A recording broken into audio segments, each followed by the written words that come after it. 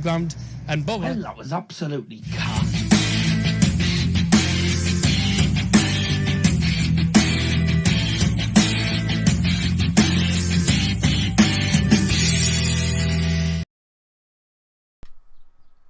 Ladies and gentlemen, live from Middlesbrough, northeast of England, will you please welcome your host of Dozzers Football Stand? It's the man with the iron blue, it's Mr. Daryl Johnson.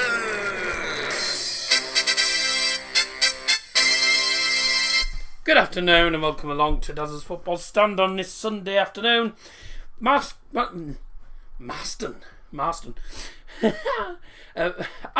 Villa take on Manchester United in the Premier League today, in a game that Manchester United have to win, because if United don't win, City most likely will win the title today. So let's hope that doesn't happen. Alright, welcome along if you just joined us. I mean, there's only Scotty B in the live chat at the minute. As I say, hopefully that'll change a bit later on. But we'll see what happens. Hello, famous man, flying in predictions 2-1 to Man United. I haven't actually brought the predictions down yet. Do get your predictions in the live chat, by the way, if you've just joined us. And I'll say your predictions are open till just after 2 o'clock, so it's a weird kick-off time. 2:05 kick-off. It's a very strange time to kick off a game of football, but there you go. Yeah, you've dominated the comments because you're the only one in the comments at the minute. You're the only one in there at the moment, so I'd say I'm gonna put I'm also gonna put me I'm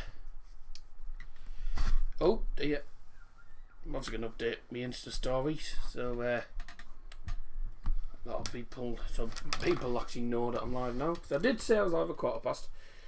I mean, it is Villa against United, so we are definitely live now.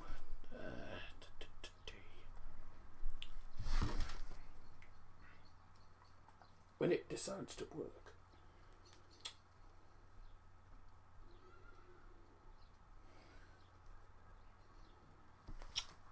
Oh, whatever. Yeah, that's fine.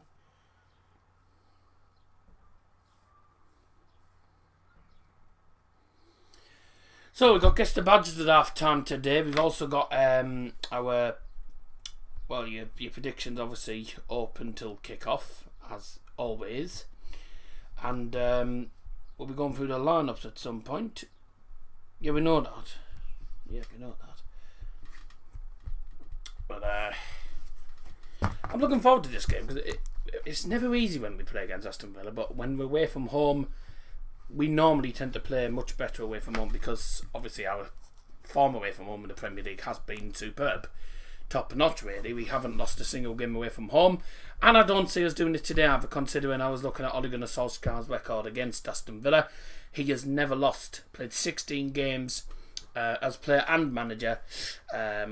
He's played two as a manager, 4 as a manager, sorry, and he's had two wins and 2 draws as manager, but he's also had as a player he's had 12 games, and they've won something like 8 and drawn 4. So, yeah, Aston Villa don't tend to beat Manchester United. We seem to be a bit of a bogey team for them, which is good. I'm glad they don't win, so that's good for us. But if you just joined us, hello, welcome along. 7 likes already, which is a good start. Get us onto 10 likes. I've got the Iron Boos here. I've got the 2 Iron Boo cans, first half and second half, so I'll lock my first half Iron Boo can if we get to 10 likes. But do get your predictions in the chat, of course. I'll put mine first of all. I've gone 2-0 United. Confident tonight that we can get a win, considering we are away from home. And Scotty B's gone 2-1 to United as well in the chat. No one on here today. We've got no guests today. No one's called up for anything the other day, so there you go. What's the famous dinner? I've not had any dinner. I got up at 11:30 and had a sausage muffin for breakfast, and then since then I've had no tail, so I've been too busy sorting this out, because I know what this is like on a Sunday. Pain in the backside. I'll be flying out soon and we'll be back later. Right, did you enjoy your sleep last night? Well, I don't sleep very well anyway, so I can't say I enjoy it that much. I don't sleep that well. Did you enjoy doing all the thumbnails last night, sorting all the badges? It took me 50 minutes to do it. Eventually, God, it took me forever to do them. So it wasn't particularly good. It wasn't particularly fun. Here he comes, all systems go. Yeah, all systems go. Famous Daddy Johnson, more like. No, Dad's not up here today, so no. The on-air sign's on, yes, of course it's on. Just got him, he's dominating the comments. The only one in the comments. Get involved in the chat, by the way, if you just joined us. Fellow have a good Premier League side. They have a good Premier League side, and I'll agree with that because they caused a few shocks this season. They beat Aston, they beat Everton for starters. They played quite well against Everton, managed to get a win there. Absolutely finished Liverpool off. You know, they've got a half decent squad, but when it comes to United, they don't win. Although they were close to doing it last time, it was 2-1 to United when we last played them at Old Trafford, so that wasn't easy at all. They're not a bad side at all. It's always difficult against them. How was the food last night? How was the food last night? Bedtime you had. It was bedtime you had it. You were tired. Oh, right, okay. No, I wasn't. I was shattered. I was still playing FIFA though when I was doing it, so I wasn't stopping anytime soon. Scotty B's flying out. If you just joined us, by the way, welcome along to the stream. Please do get involved in the live chat, of course. Get your predictions in the chat as well, because your predictions are open till kickoff, which is in 40 minutes time actually. So yeah, come and get your predictions in the chat, and also come and say hello, because that's the whole point of doing the streams, getting other people involved and being able to communicate with people. That's what I like to do, as well as obviously doing the game. So yeah, want as many predictions as we can. We've got mine and Scotty B's in a minute, but it's a bit quiet at the minute. Obviously I think that'll change when we get closer to kick-off, to start off with. Although I was saying that, Weather Weekly's joined us. Afternoon, Daz. I reckon we'll get the win. We're better away from home. No Grealish for Aston Villa, so I'm going 3-1. I can tell you El Ghazi, I believe, is taking place of Jack Grealish, looking at that. So, yeah, let's hope you're right, mate. I'm going to do the stream, mate. I'll be doing well. How's life down at uni? I know it's chaotic, I think, for Owen down in Leeds, but what's it like down in Eastbourne? Quite a journey to Eastbourne, I have to say, for me. It's quite a journey. But yeah, no, Grealish will be a big miss for them, really, because Grealish is a fantastic player. Really is a good player. Played at Manchester United we're looking at, and unfortunately, obviously didn't get. But probably would have been a good signing for United had they got him. And he's been the star man for them this season. El Ghazi's just as good though at the minute. I think El Ghazi's a really good player. John McGinn has been known for popping up with occasional goals as well, some important goals. Konza and Mings together in defence, they've been half decent this season, especially against some of the big teams. Everton, they managed to come away with a win, despite conceding. Obviously didn't get a clean sheet, did they? But they did quite well there. And Ross Barkley, obviously Chelsea, we know what he's like from Chelsea, good player. And Watkins, got to watch out for him, because he's going to cause tons of problems. Before I go into lineups, I just want to talk about Ollie's press conference. I've made me note here now. I watched Ollie's press conference just before I came onto the stream, and I'm not going to lie, it wasn't a good press conference. It was not a good press conference, but it was much better than the one last week, because we didn't have any technical issues this time. But the questions that he was getting asked were not brilliant.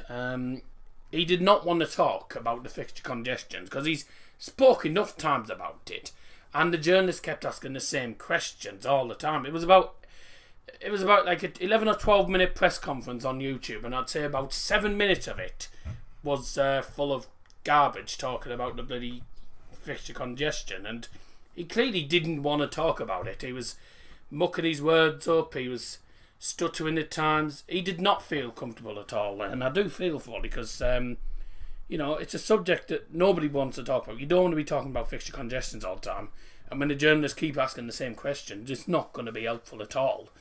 So, I do feel for Ollie there, because he was put straight into the deep end, really. But what he did say was, we've been dealt by very bad hands by people who sit behind a desk in suits who have never played football. That was one of the best points he made all press conference, really, and 100% agree with it, because the people who create the fixture lists, right, the people who do it, right, clearly don't watch football, and he said that they don't understand what it's like for the players. He can't make the, he can't play the players that he would want to play for them games. 4 games in 8 days, he mentioned, was virtually impossible, because it's just virtually impossible. You do not, you seriously don't want to be playing 4 games in 8 days, because it doesn't give you time to train or get prepared for the games, and not just that, but it messes up the players' fitness and stuff, and you're having to make change after change after change. He has said that there will be a lot of rotation, and obviously he's going to have to make the decisions on the day. He can't really make any decisions beforehand. So it's an absolute mess at the minute. It's an absolute mess. Jared Dudley, watching you high on acid. Actually quite messed up on this trip. Actually quite messed up this trip now. Haven't been able to sleep for 2 days. Right, okay. Okay then. Let's hope the acid rain wears off then. Dunk's Gordon got sent off. Oops. Well, he'll be going dunking then. Hey! Kieran put, yeah, not bad. Just getting into the exam season now, so it's quite busy. Yeah, of course it will be. Always is. He said the same thing at after Everton. Our squad depth will be tested to the max this upcoming week. Yeah, we didn't have a good fixture congestion when we played the Everton one, right? So it was what was it? So we came back from Istanbul on the Wednesday night. So the Wednesday night we played Istanbul away from home and lost. The players ended up coming home on the Thursday morning, right? And they only had the Thursday. They had to rest obviously on the Thursday, because you can't go straight into training after a long journey. So they didn't get back till Thursday morning. So they had to rest that day. They only had one training day to prepare for it, and then it was Saturday 12:30. He said it's ridiculous. I remember him saying, having 12:30 on a Saturday when you've just played on a Wednesday night in Istanbul is ridiculous, and they've set us up to fail. Something like that, he said. But United have had probably the toughest fixture congestions this season. Ollie also said, he did obviously say, I've just said that for those who didn't hear, that there will be a lot of rotation in this coming week, and he's going to have to make a lot of decisions on the day. He says, knowing the boys and me, we will take on the challenge. So he's a very competitive manager. He'll give it a go. If something doesn't work out, change it. We cannot risk injuries. That's very true, because we get one injury and that could absolutely knacker us. But there will be a lot of rotation in the next upcoming games, and it's an absolute mess. It's an absolute mess. And thing is, people are gonna, if we don't win today, right? If we don't, if we get these 4 games right, and if we only win 2 or something, we don't win all 4 of them, people are gonna turn on to Ollie immediately and not realise the fact that there's nothing Ollie can do, because the reason this has happened is because they've given us a fixture congestion where Ollie can't do anything. There's nothing Ollie can do. No manager can go through 4 games in 8 days. You can't play the same players for what, 200. You can't play the same players for over 360 minutes in a week. It's just virtually impossible. He came out. Somebody, by the way, I don't know who the lady was on the press conference, but thank God she asked about the United game and not the actual fixture congestion. So I applaud her. She asked about Aston Villa, and how do you think the game's gonna go. He came out and said that he trusts our players to get the result. Obviously, getting through to the final gives us a big boost of energy going into the game. we're going to have to take each game as it comes, day by day. And also he said Villa are a very good side and we know it's going to be tough. We're really looking forward to playing against them. And obviously at Old Trafford it was 2-1, which we won by the penalty. So they are no mugs, Aston Villa. Really are a strong side. Welcome along to Ozzy Malloy as well. Welcome to the stream, mate. Dunk's gone, got sent off. I'd already said that, sorry. That joke was a slam dunk. Oh, God. Fingers crossed this hell is over soon. Yep, right. Okay. We'll go for the lineups then. So, United, well, Ole Gunnar Solskjaer actually, is... Ole Gunnar Solskjaer is having to make changes last minute. And he has gone out with the same formation as Dean Smith has. We'll go for Aston Villa's lineup first of all, though. They've got the 4-2-3-1, same as United. Martinez is in goal. Their back four is Matt Targett, Matty Cash, Konsa and Tyrone Mings. In CDM is what's his name? Douglas Luiz, John McGinn. Centre attacking mids former Chelsea man Ross Barkley. El Ghazi's in place of Jack Grealish. Traore plays at right mid as well, so they've got a bit of pace on that left and right. And up front is Ollie Watkins. Going to have to be careful when we come up against him. Going to have to really put in a good effort defensively against them. Tom Eaton's on the bench along with Howes, El Mohammadi and Nakamba. Chuk, how do you say this? Chukwuemeka? I don't know how you say that. I don't know. How do you say that? Chukwuemeka. Something like that. Ramsey, Villagine, Bidas, Wesley and Davies. And some different, some strange names trying to pronounce them. I bought a novel from my neighbour yesterday, right? No tripping. Okay. Elliot. Right. Okay. Right. United lineup is Dean Henderson in goal. The back four is the standard. Fridge and Flop in central defence. Harry Maguire and Lindelof, for those who don't know. If you don't know who Fridge and Flop are, then be surprised by now. Luke Shaw and Wan-Bissaka are the two fullbacks. Usual suspects in CDM. It's the usual Fred and Mac Sauce partnership. It's the Mac-Fred partnership. Fred and Scott McTominay. Bruno Fernandes, as usual, at centre attacking mid. Manchester United's top scorer this season with over 20 odd goals. Pogba's at left mid with Greenwood at right mid, who has been nominated for Player of the Month actually. And up front Marcus Rashford. And I will also say Ole Gunnar Solskjaer has also been nominated for Manager of the Month in the Premier League. So that wouldn't be too bad for him at all. On the bench then, David De Gea, Eric Bailly, Transabi, Tellez, Brandon Williams, Matic, Mata, Van der Beek and Inzan Cavani. And I will just let you know, I should have said this before I actually said the lineup, but I'll tell you now, 4 changes have been made to the team that played against Roma. Henderson, of course, back in goal for De Gea. Bailly is out as well. Cavani drops out as well. And so does Van der Beek, I think. Because I think Van der Beek did start, didn't he? So yeah, Lindelof's in, McTominay's in, Rashford's in, and yeah, that's right. So yeah, Ollie's record there, as I was just saying here, 12 games he's played against Aston Villa as a player, and he's won 8 and drawn 4. As a manager, he's played 4, drawn 2 and won 2. He has not lost against, has never lost against Aston Villa.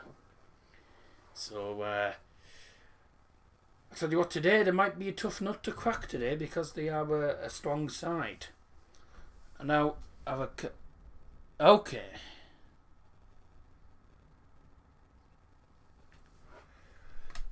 Right. Okay then. Right. Let's get on here then. So, I've jotted out the 4-2-3-1 formation, as I'm hoping you can see. I don't need to do this twice anyway because this applies for both of the teams.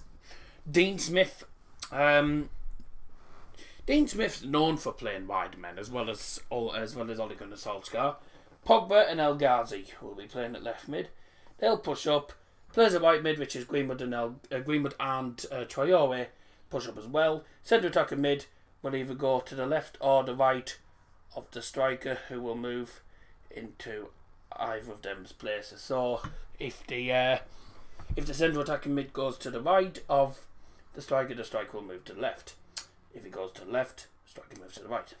That's basically what I'm saying. So when attacking, we could both teams potentially could have a 4-2-4 when they're attacking, with the two CDMs staying in their positions. When both teams defend, I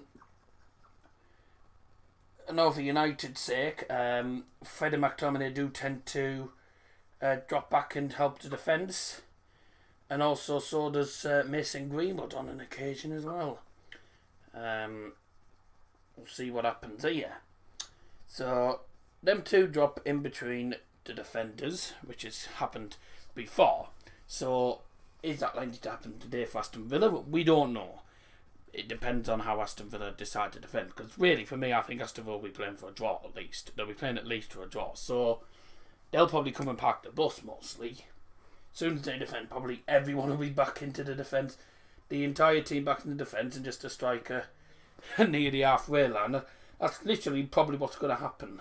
There's not much to really talk about, really, in the ways, other than the fullbacks attacking as well. Ollie always plays overlapping fullbacks. So both of the fullbacks, Luke Shaw and Wan-Bissaka, will be overlapping. And then when we're defending, if we lose the ball in that area, McTominay and Fred will definitely have to get back, because I know they both like to go upfield as well. But Maguire and Lindelof are going to have to be on form today, because it's not going to be an easy task for them defensively today. Keep getting your predictions in the live chat. We've only got 3 predictions so far, which is probably the lowest amount of predictions we've ever had. We normally have a lot more predictions than this, so yeah, make sure you get your predictions in.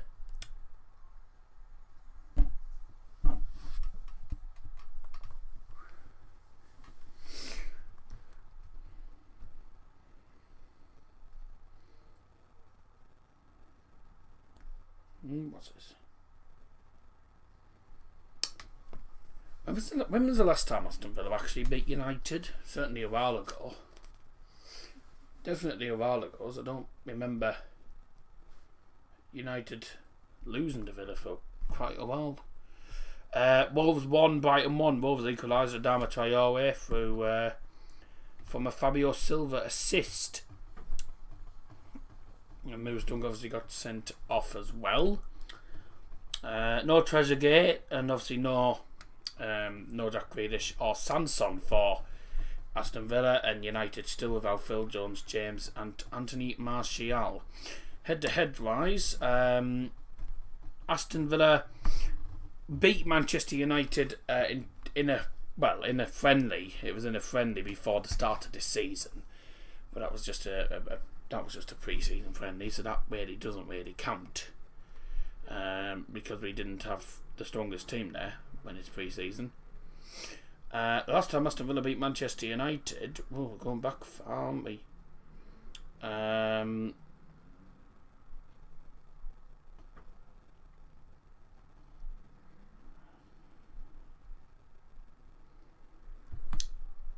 2009 at Old Trafford, Gabby Agbonlahor scored after 21 minutes. So that's the last time Aston Villa had beaten Manchester United in a competitive game. But when they're playing at home, the last time they actually beat United at Villa Park was in 1999 in the Carling Cup, is what it'll be known as it then. So 1999 is the last time Aston Villa actually beat United at Villa Park in a competitive game. But the last league game that they beat, the last time they actually beat United in the league was in 1995. At Villa Park, by the way, because looking at this, they've only, according to this, since 1995, when they beat United at Villa Park 3-1, Villa have only beaten United twice in competitive games. 1999 Carling Cup and then 2009 at Old Trafford. So they don't have the best of records against United. United don't tend to lose against them. What's this? They're showing here. Oh, Ollie Watkins. Ollie Watkins, really good player. He's been superb for them this season. Traore's also been quite good with his movement as well, on and off the ball. And don't forget, obviously, Aston Villa managed to get... Well, they were close to getting at least a point, actually, at Anfield. But unfortunately, Liverpool were very lucky and managed to come back and win the game, sadly. So, there you go. I don't even know what on earth you're going on about. So, right. How long we got left till kick-off? We've got 20 minutes till kick-off. Oh, what's happened there? 20 minutes till kick-off. So, I tell you what, we have to get ourselves ready. Hopefully the players will keep staying fit, because this is not a particularly nice schedule coming up. I'll tell you what the schedule is. It's quite a hefty schedule for United. And I've got a hefty schedule this week, actually, for my streams as well. So I'll tell you what we've got coming up. Quite a lot.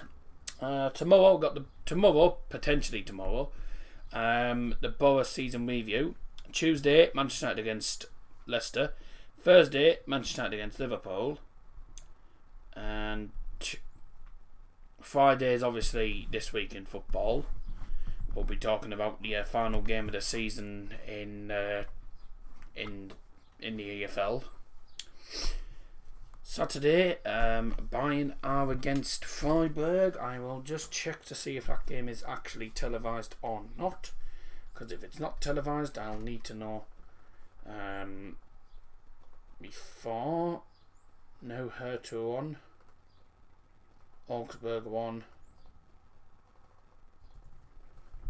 No, they're not then. So we might...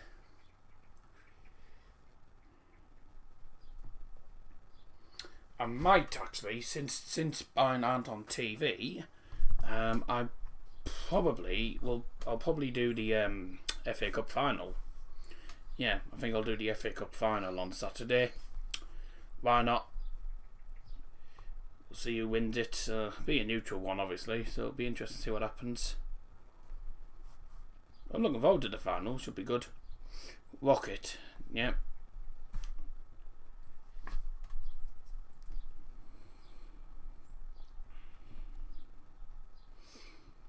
Mark Goldbridge doing it as usual.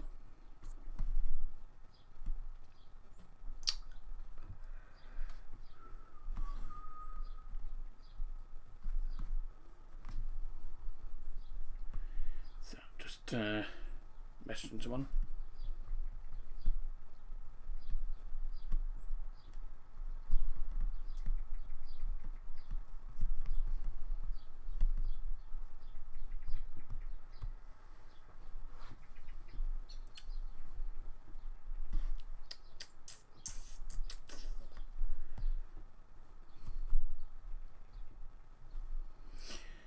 Oh, hello. I wondered when more people would join. Joe jumping 4-1 United. Funny kick-off at 2:05. Strange kick-off time. By the way, Ollie, someone actually asked Ollie, did you plan for that? And he said no. It was already arranged for it to be 2 o'clock-ish kick-off, and that's not made anything. It's not made it any helpful at all. So there you go. Oh dear. Talking to myself thinking that, oh god. Okay, right. Lineups, so yeah, I'll go through them again for you in a moment, mate. So Joe Jumping's gone 4-1, okay. I have to say both teams are playing probably their strongest lineups about, well, for United, about as strong as can be, really. Because Ole Gunnar Solskjaer did say in the press conference he's going to have to make a lot of changes for these 4 games. There'll be a lot of rotation because he can't play the same players for 360 minutes. Because it's virtually impossible doing 4 games in 8 days. It's absolutely ridiculous, basically. I mean, I'm not going to lie. It's stupid how they've put 4 games in 8 days. I think it's absolutely balmy. But there you go. That's one of them things. You have a fixture congestion here and there. You have to do it. You have to go by the fixture congestion. It all depends if you can actually play the games at Old Trafford, because all them Doyle's bloody trying to break into the stadium again. Let's just hope that they don't even get anywhere close to Old Trafford, so we can actually have the game on. Because I was so annoyed with the Liverpool ones. I wanted that game to go ahead. George 4-1. Kojak. Hello, mate. Let's see. 3-1, yeah. Come on, United, yeah. 3-1. Right. You're out. It's alright. The lineups, then I'll go back. Where's Elliot and me? I picked 4-1 because why not need to win to hold City's champions? By the way, if City win and you lose or draw, they win whatever happens. Yeah. I don't know. I don't know. I mean, I sent the link to me, but Elliot didn't even know I was live for the Boa Wickham game yesterday. He didn't even know I was live, which was a bit strange. So there you go. I can't find the lineups now. So the lineups then, once again for the 2 teams, is the 4-2-3-1 formation for both of them players, both the teams. Wolves, by the way, have just taken a lead. 90th minute, Morgan Gibbs-White, with what potentially could be the winner for Wolves against 10-man Brighton. That'll send Wolves. Wolves will be still 12th. Okay, so the lineups then. 4-3-1 for both teams. Henderson's in goal for United. 4 changes made. Henderson's back in goal. Lindelof is back in the squad. McTominay, and also I think Marcus Rashford's in there as well, because Cavani's gone to the bench. Eric Bailly has De Gea, etc. So Henderson's in goal. Maguire and Lindelof plays the central partnership. Flip and flop. The flip-flop fridge partnerships, I call it. Shaw and Wan-Bissaka were the 2 fullbacks. We've got McFred in CDM, McTominay and Fred. We've got Bruno at centre attacking mid with Pogboom at left mid, Greenwood at right mid, and then Rashi up top. For Aston Villa, they've got the former Arsenal goalkeeper Emiliano Martinez in goal. Matty Cash and Matt Target are the 2 fullbacks. Tyrone Mings is in centre defence alongside Ezri Konza. It has ended 2-1 to Wolves, by the way. Wolves have 3 points thanks to Morgan Gibbs-White in the 90th minute against 10-man Brighton, who scored through Lewis Dunk, and then Lewis Dunk got sent off.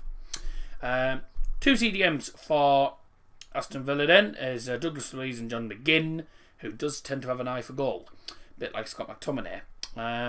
In attacking midfield is Ross Barkley, centre attacking mid. Left mid and right mid is El Ghazi coming in for Jack Grealish and Traore. Bertrand Traore and Anwar El Ghazi, I thought so. Up front, need to watch out for him because he's been known for scoring goals for Aston Villa this season. It's Ollie Watkins. So watch out for Ollie Watkins today. United are going to have to be on their toes defensively. So there we go.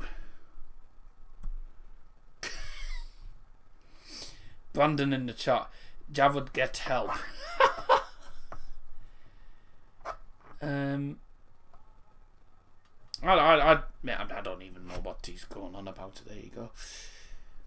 I don't know what he's going on about. I'm not taking much notice. Joe Dunban, but who supports Ipswich to 1-3-1? That's a certain Nick Muller. If you lose today, City win the title. Yeah, we know that, so it's important that we don't. Because the problem is, if we lose today as well, with it being away from home, we'll lose our away record, and we're trying to actually beat Arsenal's away record as well. 1-1, not a win for Sunderland. Good. When Kane leaves, he's going to go to United. Lol. Lewis Dunk. I have my headphones in now, but not late. I don't know if Kane will even go to Manchester United, because I know there's been talks about him leaving Spurs, but I don't think he'll go to United. It'd be interesting to see where if he does leave, it'd be interesting to see where he goes. Because I could probably see him going to somewhere like Liverpool or Man City, something like that. I don't think United would get him. If we do, we'll be in for the title race next season. You'll finish second if you win all the final games. You may be first, depending on City. City going to win the title. To be honest with you, it won't make a difference anyway, because to be honest with you, I've given up on titles. City definitely win the title any day of the week. City will definitely win a title. It's just a matter of time. They lost against Chelsea. That gives us a bit of I'd say a slight boost in confidence. Charlton win 1-0 against Hull. Dear me. So where was I? I put £3 on Wolves 2-1, United 3-0, and West Ham Everton for 1-1 to win 4.5k. And you said you were going to stop bet, and you said you'd given up. Never mind.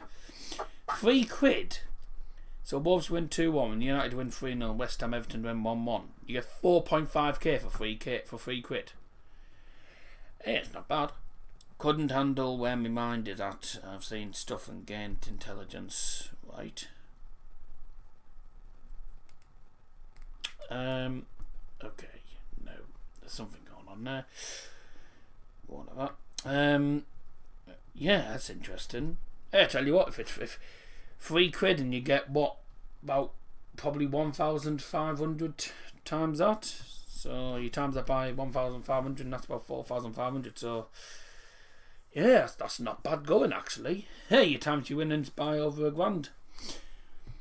Doubt it, but never know. Hey, it could work.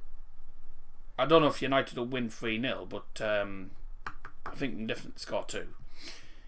Is Jared okay? I don't bloody know, to be honest with you. Is it? So your prediction 3-0? You going 3? Well, I assume you're going 3-0 United. If you want me to put that down. What a balmy kickoff time, 2:05. I mean, goodness me, I've never known such a ridiculous kickoff time. Red card, Beale Maype. No, it wasn't Neil Maupai. It was Lewis Dunk who got sent off.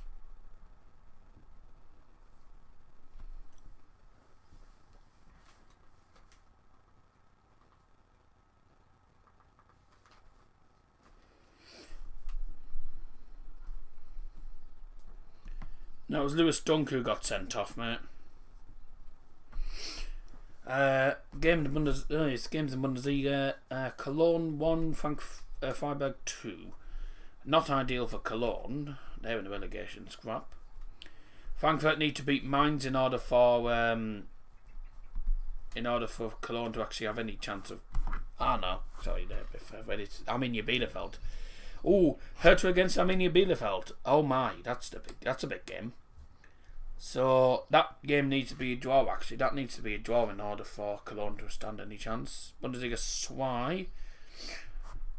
Bochum are winning 3-1, and that means there's 2 games to go. 5 points ahead. So 5 points ahead. They're also going to be. So 5 points ahead, 7 points ahead of third place as it stands, but Holstein Kiel in third do have a game in hand. So that won't be ideal. 2 games in hand, sorry, on Bochum. So I tell you what's going to be interesting to see who goes up to the Bundesliga next season.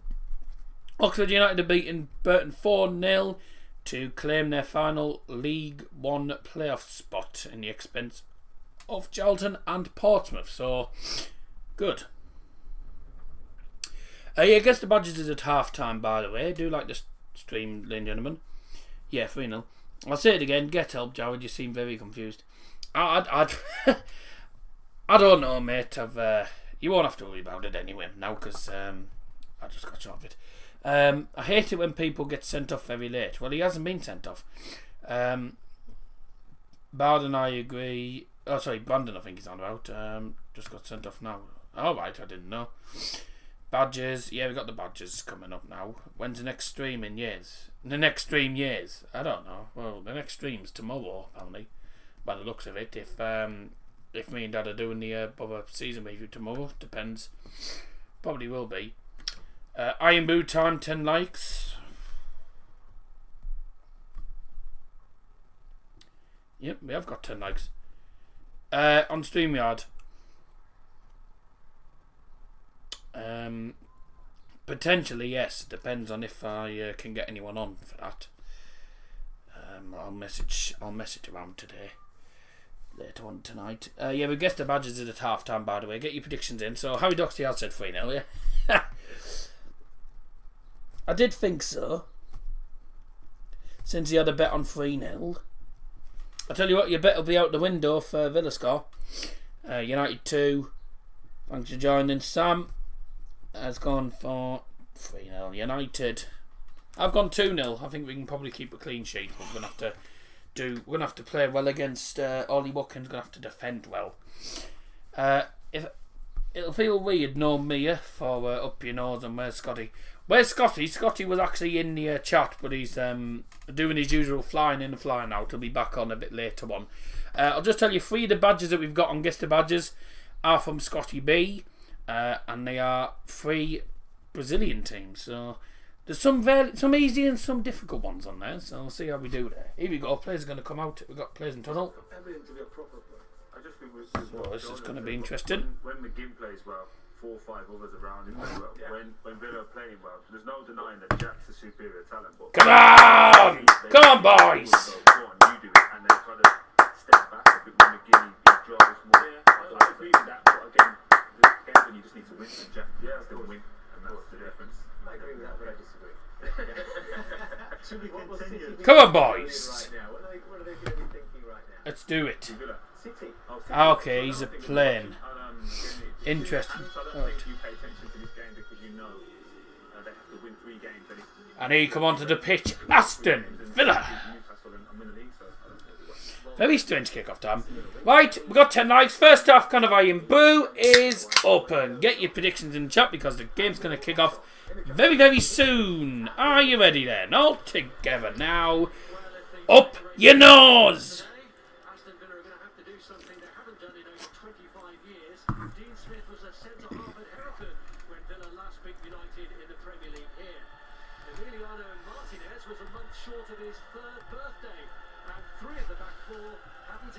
Alright.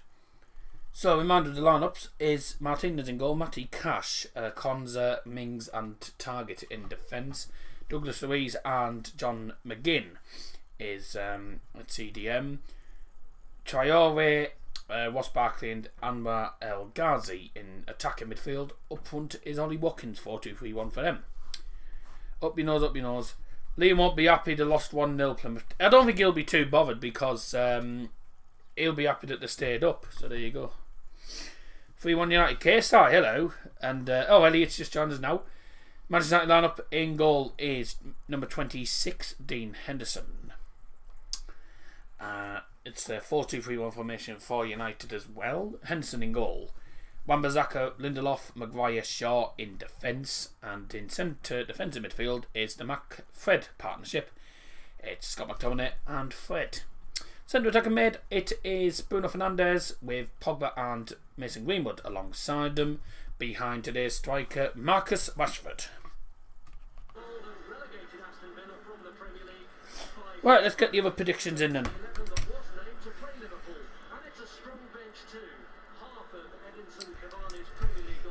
KSI.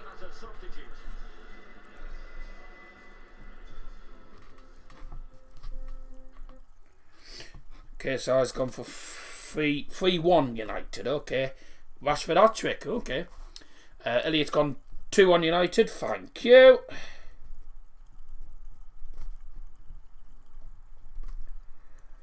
Good to see you in the stream again. Why do people call you Dazza instead of Daz? To be honest with you, people do call me... I get called different names. I've been called worse before, but... people call me Double, people call me Daz, people call me Dazza, people call me D... I've had DJ at college before. Or Dazman, or, you know, I've been called... Mostly, Dazza's my main name, mostly. Obviously, my actual name's not Dazza. My name's Devil, obviously, but... yeah, the main name on the channel is just Dazza. Or, you know, people just call me Daz, people call me Dazza. You know, you do what you want. As long as it's not wooed, it's fine. I'll just let you know that is not KSI. The guy on that channel is actually Kasim. But he's just called himself KSI. So there you go. I don't know why, but there you go. Alright, does hello Sam. Hope you're doing well. Get your predictions in very, very quickly. Your predictions will close in a moment. We're going to get underway here. After the back. Players taking a knee. Here we go. Predictions 1-0 for not too late. Oh, you're just in time because players are just taking a knee now. So I'll give you the benefit of doubt. As soon as the clock starts on my iPad, I will then put the predictions closed in. Because the stream's always behind. And away. There we go. Watching Formula 1 while watching this. Good, good. So Sam go 1-0.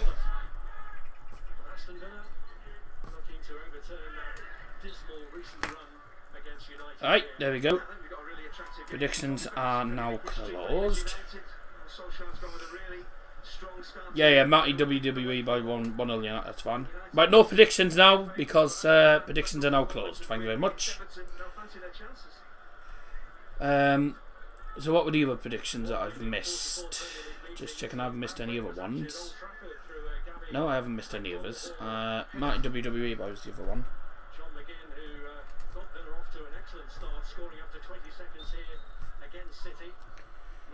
Oh no, he's gone for 1-0 United, sorry.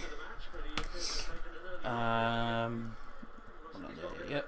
2-1 Freiburg. Yes, not good for that's not good for FC Köln, that, to be honest.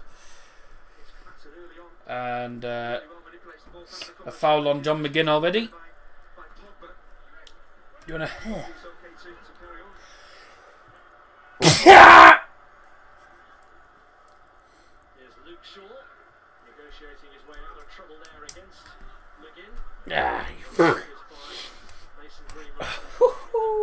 that was a good sneeze. I feel better after that. So there's a book closed. Jesus. Now to be sneezed at. Right, let's just check. So, yes, that's fine. Hey, I tell you what. You've got to have guts to be an organ donor. That one, I tell you what, that was a kick in the guts, wasn't it?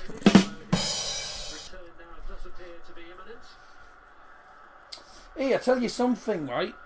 One of my mates was going to make a football stadium on the moon. I said to him, alright. He's saying, yeah, I want to do it on the moon. I said, well, you can do that, but the only problem is there'll be no atmosphere. I guess the badges is at half time today, ladies and gentlemen, so don't forget to join in at half time. Oh, pressed it again by accident. My girlfriend's changed a lot since becoming a vegan. Feel like I never met her before. Oh my god.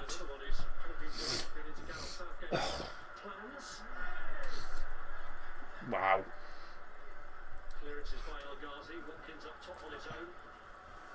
I bet you've never been in the car before either. The car before. Yeah, car before, her before. That was just a terrible response, that. But there you go.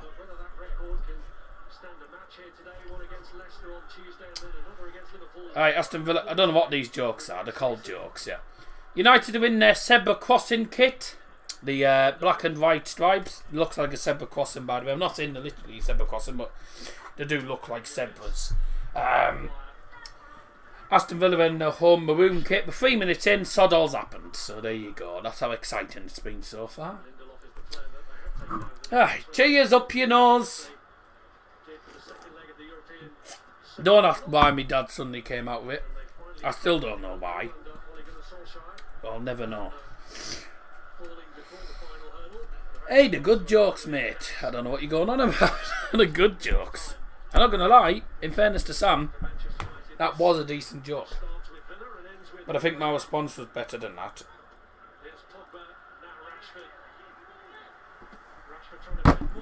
Ball in. Yes! Ah, P! Just kicked across goal. My connection's rubbish, so if I can't find the ref, who's the referee? The referee's Chris Kavanagh. I can only tell by looking at the screen. The referee's Chris Kavanagh. And he's garbage. So Rashford, I don't know if he's going for a shot, whether he's trying to put a ball in towards the far post, but oh dear.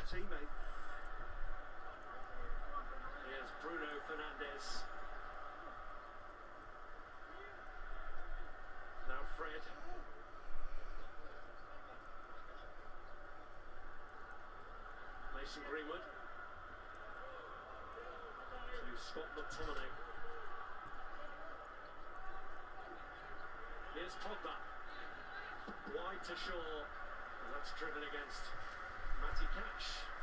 Now we're going to see Luke Shaw and Aaron Wan-Bissaka, the two United fullbacks, play high up the pitch, play wide. They will provide the width. They've got Fred and McTominay to help out defensively if they do lose the ball, so their fullbacks in essence become wing.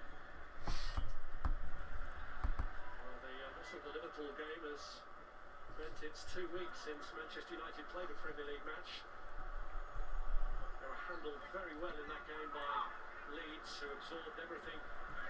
United threw at them, but this is a good breakthrough for Shaw. And Martinez and Target between them managed to keep United at bay. It's a really good start by the visitors. It's Fernandes. Here's Aaron Wan-Bissaka. And now Greenwood as United look to turn the screw early here. Check. McTominay. Pulled back by Fernandes. This is Fred.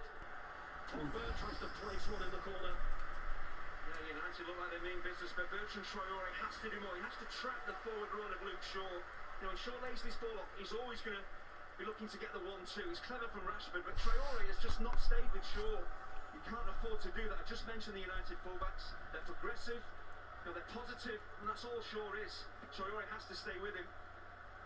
So a weak shot in the end, but Villa, they have to switch on and defend better than that. Come on.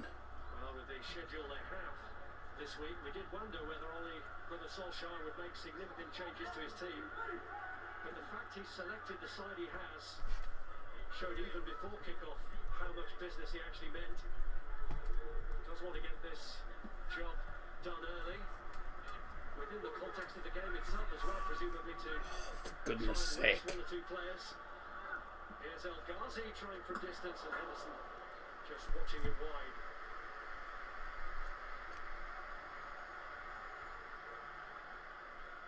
What's it doing? Had a bit to say about the schedule, but it wasn't an easy task for the schedulers, with United's woes partly self-inflicted.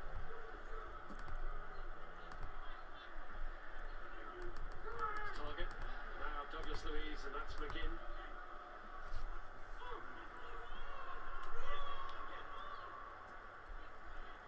By Lindelof.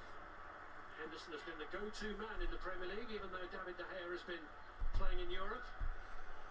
Come on. This is Shaw.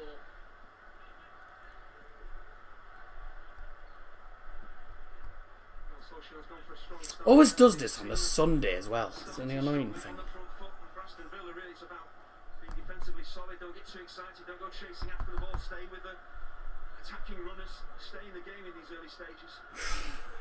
Goodness me. Lindelof trying to get Shaw into the game again. He's already had a big influence so far, Luke Shaw.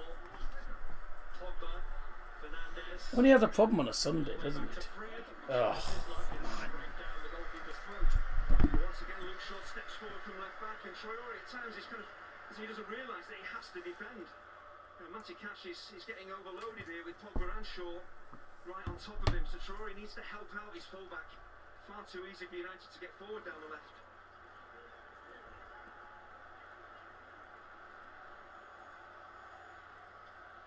Ah. Well, a win for Manchester United will not only delay Manchester City's title celebrations, Yeah. it will also mean that a draw in their game in midweek, their first game in midweek against Leicester, would secure their top 4 place, which is... Okay, there we go. Yeah, it does that, by the way. I'll just tell you about it. This is why I don't like using OBS on a Sunday, but I'd rather use OBS so I could actually use the timer and stuff than use StreamYard, but it's always, I don't know why, but it only does it on a Sunday. Only Sundays this happens. It doesn't like working properly on a Sunday. It's always Sundays. Every single day it's fine. It's fine any other day, but Sundays. I don't understand why. Really don't understand why. Have been on the wrong end of, have been at home. I'm back, got me dinner out. Oh, that's fine then. So I've changed to KBS so that the thing is on 1500. So that's fine. Yeah, sorry about that. It gets irritating when that happens. It's so irritating when it does it every time. But whilst that was happening, United have had a couple of shots. Fred went for a shot. Rashford had a shot. Pogba had a shot. We've had a few opportunities, just straight to the keeper. Claiming handball, are you, Aston Villa? McGinn gets his head up. I thought he might think of shooting here. He does the right thing, playing in target. It's a good recovery from Wan-Bissaka in the end, because target will step forward from that like Shaw does for United and try and get crosses in. There's a touch on his shoulder from Greenwood, but it's not enough for a penalty to be given. Greenwood? It was Wan-Bissaka, mate. Even the commentator doesn't even know. He said it takes a touch off the shoulder of Greenwood. It takes a touch off Wan-Bissaka's elbow. But nah, it wasn't a pen. Just gone in for tackle. I mean, if that was a pen, then goodness me, might as well have just gone home. I'm already at home, but there you go. You know. It's because it's church day on a Sunday. I could have something to do with it, yeah. I don't think it'll have anything to do with that though. But yeah, it does seem. It only seems to be a Sunday. Any other day, it's fine. Dean Henderson's wearing his cap. It must be sunny over there because he's wearing his cap as usual.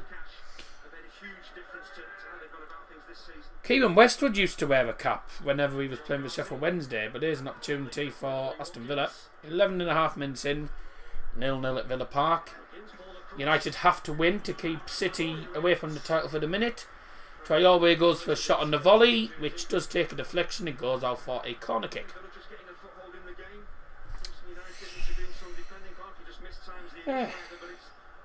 Not the greatest of games so far, but both teams having a couple of opportunities, just wasting them. Do like the stream we haven't already done, so we've got 11 likes in a minute, so that's good. It's a good start.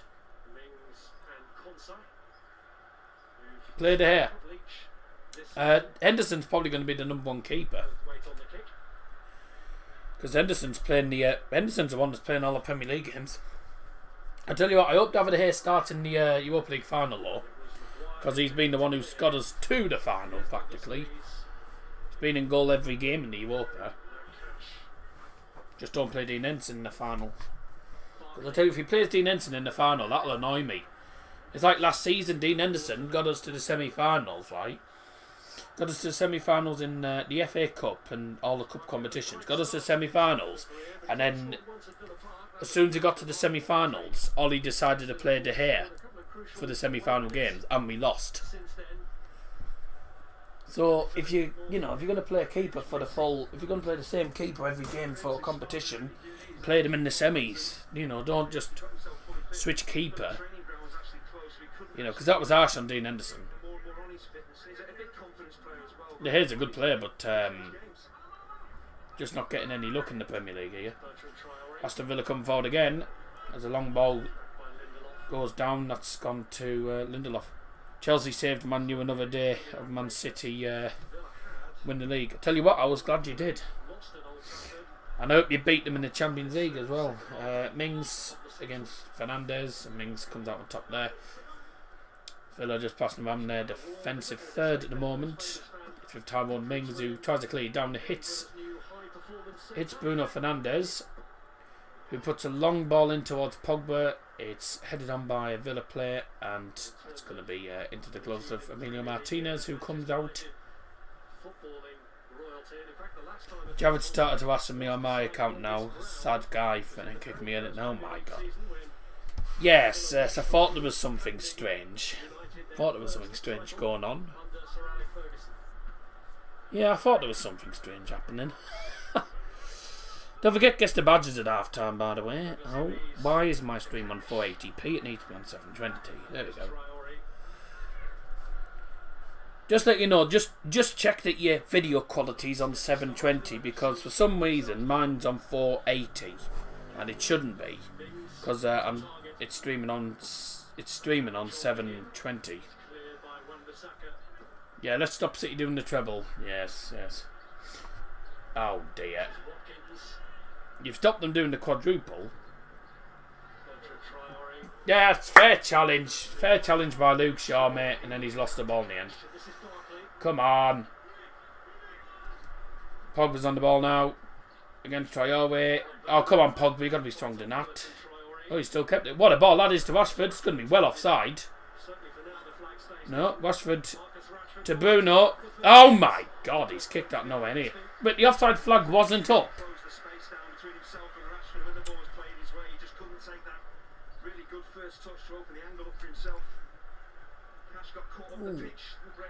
Nah, Rashford I think Rashford would have been offside anyway.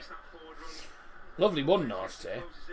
And then Bruno's shot is nowhere near goal, because he got closed down very quickly. It's good defending by Aston Villa, by the way. It was Konza, I believe, just closing him down very quickly.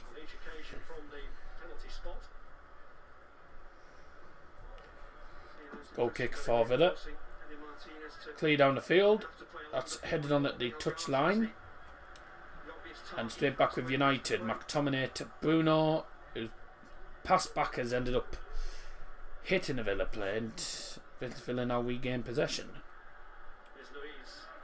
Douglas Luiz to McGinn, who goes down under pressure by Fred. Takes the ball really well there, Rob. He'd lost the possession there. There was 3 United players around him. Villa could have been in big trouble. I know I'm late on my predictions 2-1. Yeah, I can't write it down because the predictions are closed. But hope you well.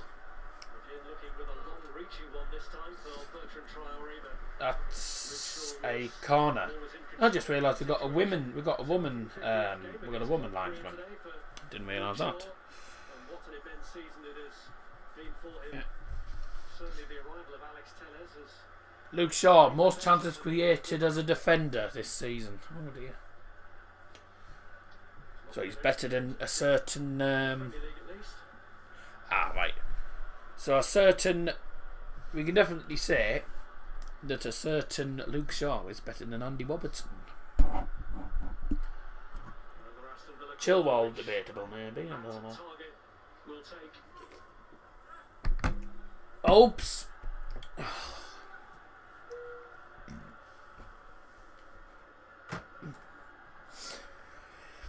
Corner for the villains. It's into the penalty area. It's headed back. Rashford chases that against El Ghazi. Clears that down as far as Douglas Luiz, who's about 35 yards away from goal. Villa will play it back into their defence now. Matty Cash running on. Target to Douglas Luiz in centre. Women aren't good at football. I don't know why they have a women linesman. Women don't deserve to be involved in men's football. I mean, that's a bit well, people have different opinions, but to be honest with you, it doesn't make a difference to me. To be honest with you, each to one really. women play women's football. There's been women there's actually a woman referee in the Bundesliga, so no, I don't have anything against that. Got out against that. Oh, come on! How many fouls are you going to give away? Get a grip, man. Aiming for ninth with a win here, Aston Villa. They haven't finished higher than that since a top six finish under Martin O'Neill 11 years ago. McGinn. Now El Ghazi. It's a heavy first touch. Tackle. Tackle. Carried it almost out. Well done, Aaron. Wonderful one as well. Done well there.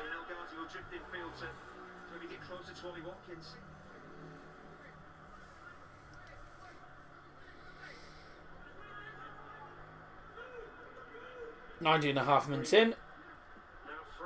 Yeah, with ball, Fred. Lindelof. Oh, come on, Shaw. I tell you what, Shaw's struggling against Bertrand Traore, causing problems for Shaw. But Traore's a really good player. He is a really good player for Aston Villa. One of the players to watch over. I can see your point. Yeah, I can see your point. But my side of it is I don't have anything against it. So it's matterless to me. Final ball in, quite good enough. The idea was right, just overhit it. Everyone has different opinions on it, so it's up to them really. But I personally, I got nothing against it. So if they want to add women officials into the men's game or men, I mean they've got men's officials in the women's game, so. There's been male referees in the female game, so that's happened before. So yeah, just switching it up a bit, maybe I think. I mean, if it's I understand that. I understand that. But I'd say I've got no against it. So people have different opinions. It's all about trial and error, really. You know, you have men in the women's game stuff. Yes! Oh, no way! God. I don't know, was Greenwood actually going for a shot, or was he trying to actually play a pass to Rashford, who would have been in? But I think he's gone for a shot, and Rashford just ended up mistiming his shot. It would have been an easy goal. Mistimed the shot, it went behind him. Have a look, so Luke Shaw. One down that left. Play to Greenwood. That's not brilliant. I don't know if Rashford. I think Rashford might have been off. If that's a shot, it's a terrible shot. But then Rashford, it goes behind Rashford. I don't believe that.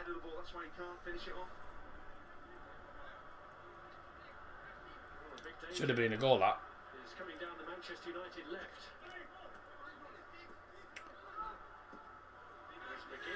Playing well. United are playing well, but so Aston Villa. Both teams playing quite well defensively. Martinez is a good keeper. Yeah, I think he was. He didn't get as much respect as he deserved probably for Arsenal. I think mostly because Leno was playing more, but no, Martinez didn't get as much respect as he probably should have done at Arsenal.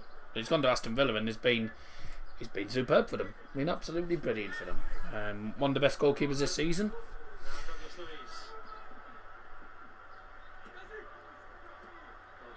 There's Douglas Luiz, left hand side of the box, chipping it backwards, and United have the ball again. Rashford, Greenwood, Fred.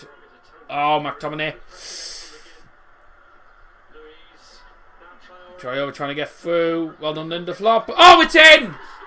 It's in. What a goal!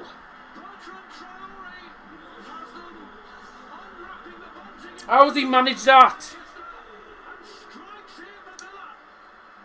Defensively, How has he done that? he's had his problems against Luke Shaw, but this is an emphatic finish. But it all starts with John McGinn. Lord. You know, stepping in midfield, winning the ball back. It's the high press. All from McTominay losing the ball. So McTominay loses the ball. Douglas Luiz plays a try away. Lindelof puts a tackle in, and then he doesn't actually... He puts a tackle in, but it goes straight back to him, and then he just hits it. That's terrible defending, that. So Lindelof makes an okay challenge first of all, and then the second one, he just doesn't close him down quick enough. He's not closing the angle. Don't close the angle, and that's straight in the net, that. What a finish. It's awful, though. That is an awful one to concede, though. Really. Dear. Well, we've been 1-0 down against Villa before, and we have been 1-0 down away from home. So we can easily come back, but there's nothing Dean Ensign can do about that. It's just an exquisite finish. But that is poor defending. That's awful defending, that. McTominay loses the ball. Lindelof puts a tackle in, and then doesn't put in the second tackle. Puts one tackle in, doesn't put in the second one, doesn't close the angle or anything. And then no one's trying to do anything. Everyone else just stood still. It's ridiculous, that. That's ridiculous. Well, that's brilliant, isn't it? Go on, Rashford. Oh, they're just going to park the bus. There's too many United players just standing and watching as Rashford does really well to get to the byline. Looking at Bruno Fernandes, Mason Greenwood, they're kind of on their heels. They're not really kind of breaking onto the edge of the 6-yard box, giving Rashford really an option. They're just standing waiting for the ball to come to them.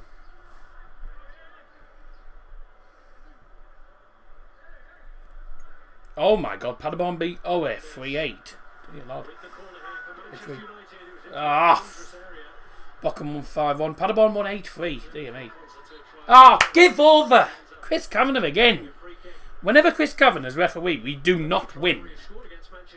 4 shots to 5. That's their first shot on target as well, by the way. Oh, Lord.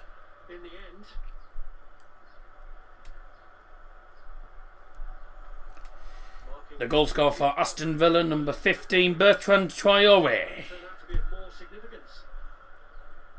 It's a good goal, but the defending is pathetic. Lousy, that. Lousy.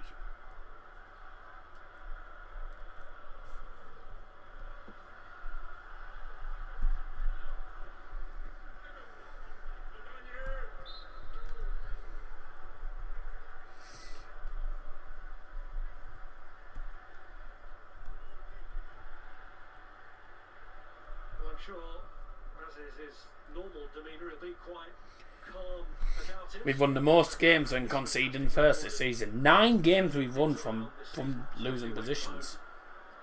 Well, from conceding first, actually.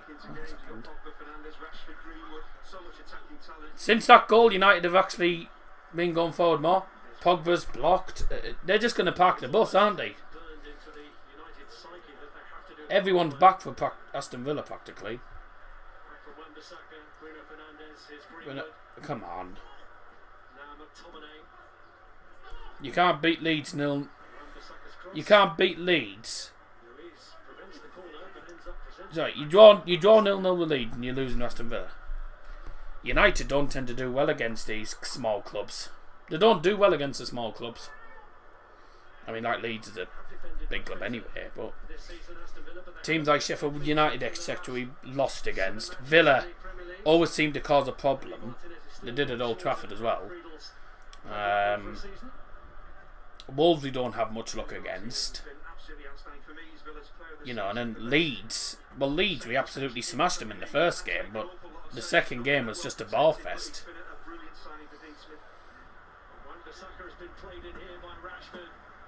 But it doesn't help by us having 4 games in 8 days as well. So Villa will probably get a draw here. But there goes Harry Doherty's bet immediately, because he said 3-0. Well, that's actually most predictions gone. Oh, right, here's a lot actually.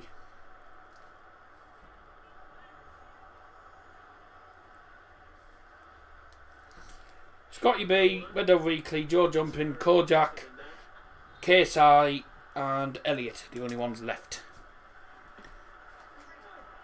The hair is crap now. Dean Henson should be number 1. Well, there's nothing he could have done about the goal. Did you see Thiago finally score for Liverpool?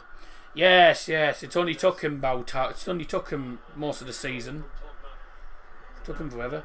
Go on, Bruno, do something with it. Nice, Pogba, yes. Look, good little feint. Greenwood. They are so quick. Villa was straight onto us. That's handball. Villa were playing well at this, straight onto us. Maybe handball against Wan-Bissaka.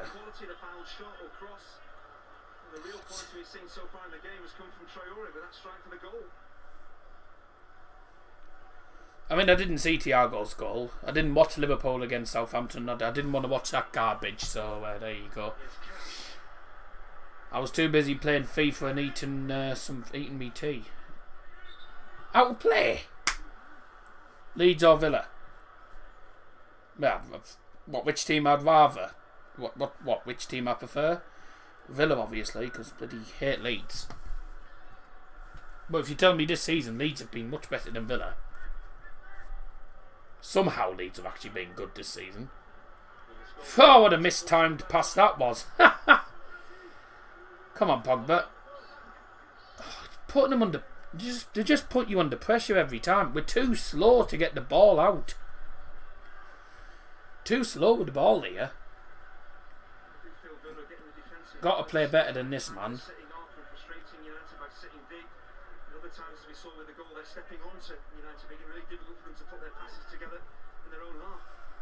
Look at it when you get chance. Right. I saw CX goal. It was a... Well, it was a daisy cutter. It was a good finish. It was a daisy cutter, but poor from City, that poor defender for the goal. Oh my God!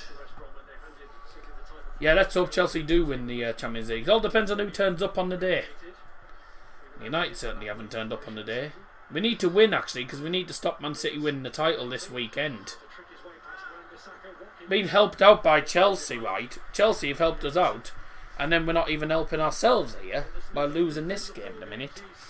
So this isn't ideal. Guess the badges at half time, by the way. The CX actually been half decent for you. It's been half decent for you.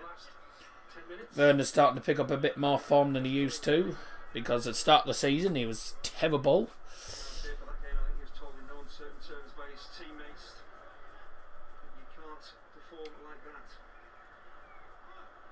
Away! Come on, how far are you going, Luke?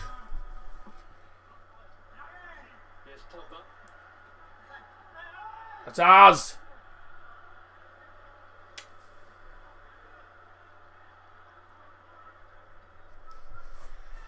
Manchester red or blue? Yeah, Manchester's red.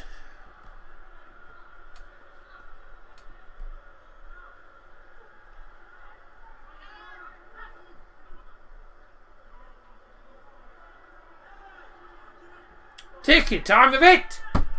Away! No, Manchester's red.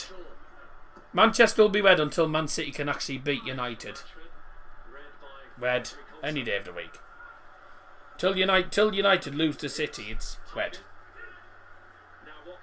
I know everyone says Manchester's blue, but nah. No. He scored plenty of goals this season, Ollie Watkins, but he's a player that can hold the ball up as well. He can link play, draws fouls. So much more to his game than just goals. Ollie Watkins scored here in a pre-season friendly against Manchester United. Another foul. Oh, goodness me. How many times are we bloody gonna give away free kicks, man? This is ridiculous. It's foul after foul after foul after foul. United will be in the Champions League next season. Even if they don't win the Europa League, which I think they should do, but if United don't win the Europa League anyway, they will be in the Champions League. because they are going to finish in top 4. I can't see United dropping out the top 4. Surely not. Surely no hope of that happening.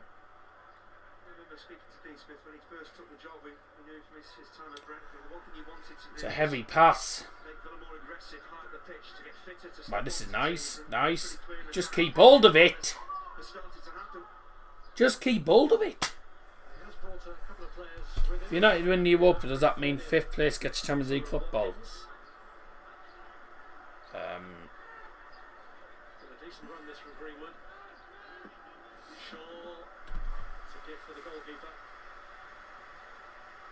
I don't know actually, because it's normally only 4 teams from England, so normally it's just 4 teams from England.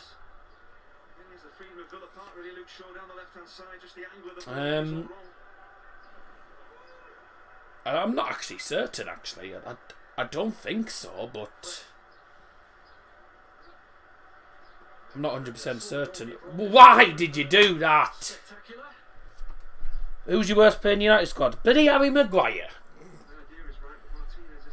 It's between Maguire, Lindelof and bloody Fred. Well, probably Maguire. What was... I don't know what the point was at. 7 shots... Right, Villa have had 3 shots, they've scored 1. And United have had 7 shots.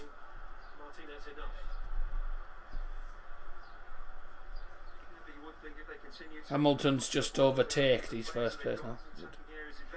I mean, Fred has been garbage this season. Fred has absolutely been garbage. But,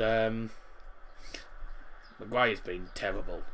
Absolutely woeful. He's meant to be the captain of the club, right?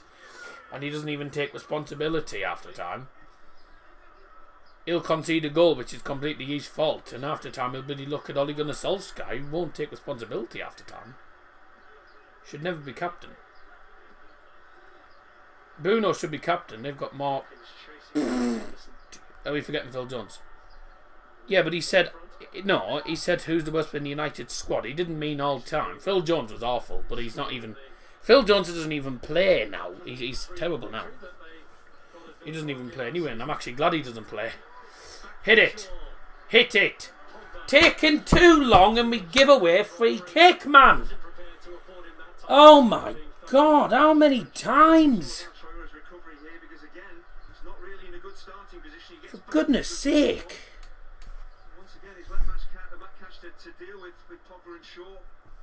Well, he's not in the squad because he's out injured anyway. But I definitely wouldn't want Phil Jones in the squad at all. He can stay injured because he's pretty useless. Right, move it. Frankfurt 0, Mainz 1. Oh dear. Didn't see that coming at all.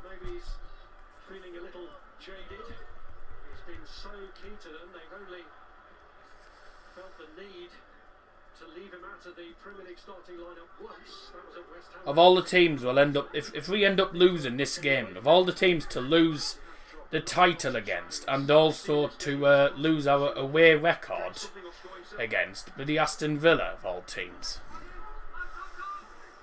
Of all the teams, come on, man.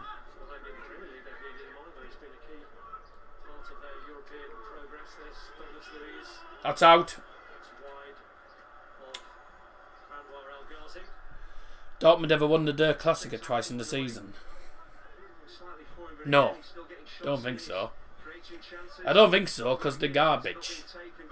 Only 1 goal in these last 8 games. Come on, Bruno, what's happened to you?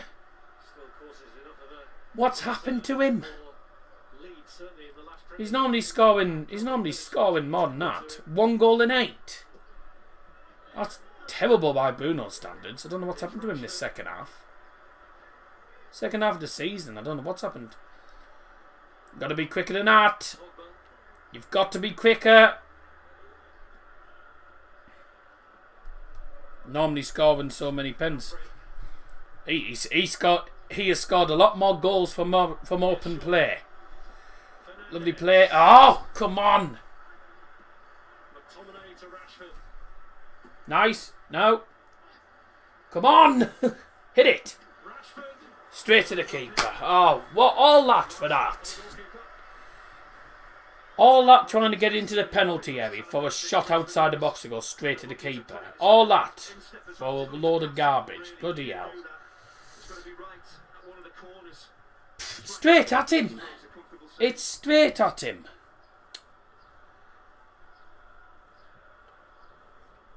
What was the point in all that? Ridiculous, that. Well, that was a good free. That was a good kick. That was one of them classic. That was a classic RB and Dex kick from the keeper. Went straight out.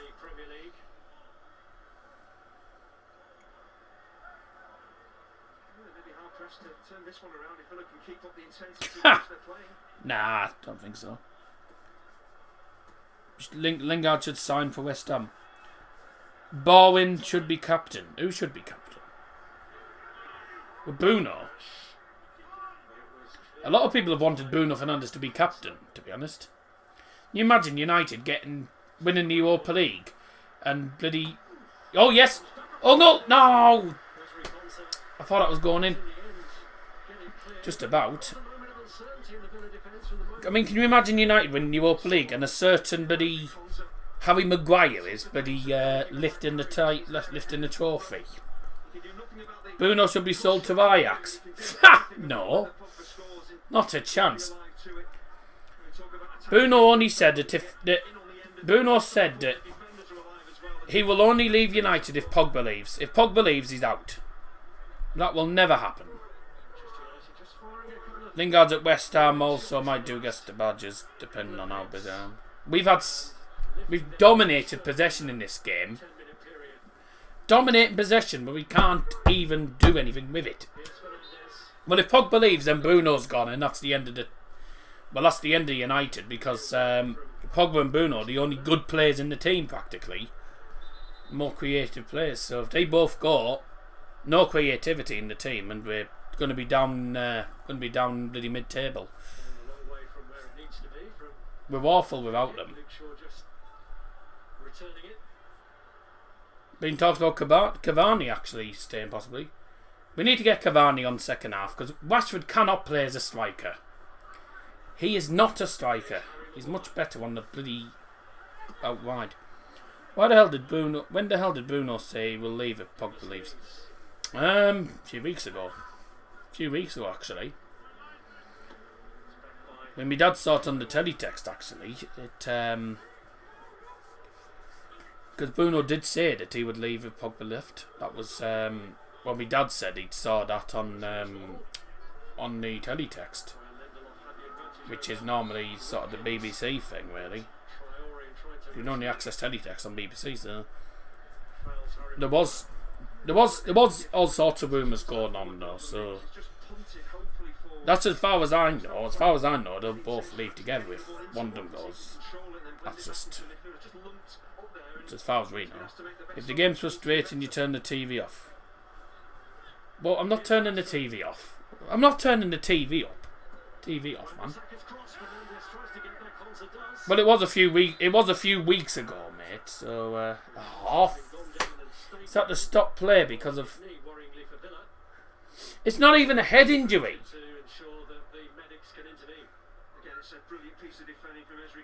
Wow, wait. Yeah, I don't turn off the TV during a game. That's stupid. Why on earth? United have the ball in the penalty area and the referee stops the play, right? He stops the play when it's not even a head injury. He stopped the game. We still had the ball. He stopped the game. There's no foul. He stops the game and there's no head injury. You can't stop the game if it's not a head injury. Bloody hell. This referee is... Oh, I tell you what. This is why I hate having Chris Kavanagh as referee. Chris Kavanagh doesn't know what he's doing. Never knows what he's doing. It should be our ball. That should be our ball, man. Either that or he was Oh, Chris Kavanagh is absolutely stupid. You can't stop the play unless it's a head injury. And it's not. It wasn't even a foul either. Team in Germany won 8-3. Yes. Paderborn beat Au 5-3. 8-3. Sorry. Yeah, Paderborn. They even the Bundesliga last season. Gone down and then they've beaten Au. Beaten Aue 8-3. I think that's how you pronounce them. Aue 8-3. I don't know how you pronounce it. Yeah, they won 8-3, yeah. Bochum won 5-1. They're top of the league as well. They're heading up as it where things are going. They're heading up to the Bundesliga as champions as well. And I mean, your Bielefeld could be going straight back down. Come on.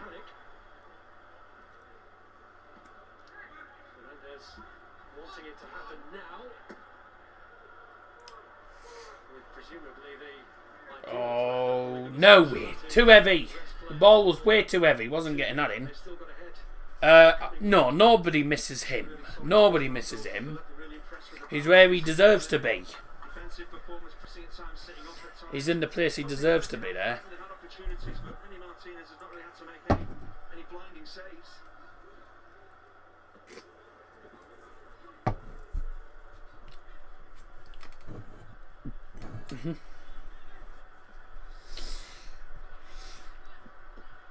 I did time anyone, if you want to be quick. Oh, they actually let him out of prison, have they? Oh, good God.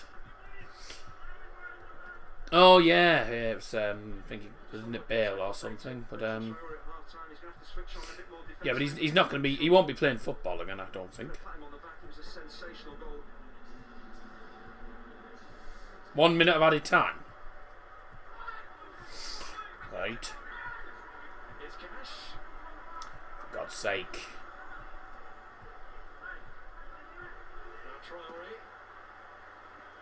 No, oh.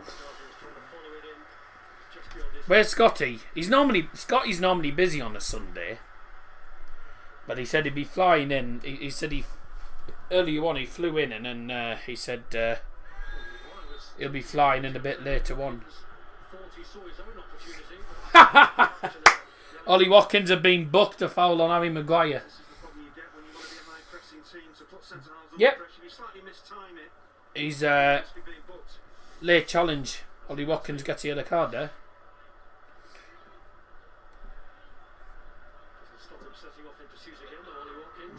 What is that? That's 2. 2-0. Oh my God. Boo!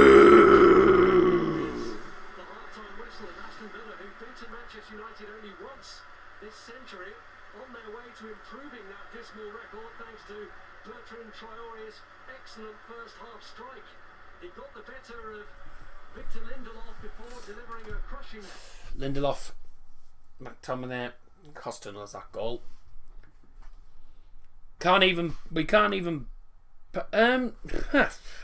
No. So once again, the one game that a game that United have to win and we don't win. What is it? Bottling it. Just bottling it every time. But garbage again. In front of goal, can't do a thing. It was Bertrand Traore. 1-0 Villa at half time, and God, I hope the second half's much better because I know United are 45-minute FC. So the second half has got to be much better than this because this is garbage. Right, time for guest badges then. So if you don't know what guest badges is, you've got 8 badges coming up on the screen, one after another, and yeah, well, we're awful anyway, Liam. So there you go. You'll have 8 badges coming up on the screen. I'll give you about 30 to 40 seconds for each one. Yeah, United will finish second anyway. So, oh no, Chelsea won't finish second. I don't think. I don't think Chelsea will finish second. I think you'll finish 4th or 3rd. Anyways, you're going to have 8 badges coming up on the screen, all on black backgrounds. 3 of them are Scotty B's, and here we go. First one is a Brazilian team. This is one of the 3 badges that Scotty B sent to me. all from Brazil. You've got about 30 seconds for that one. See if you can get any answers there.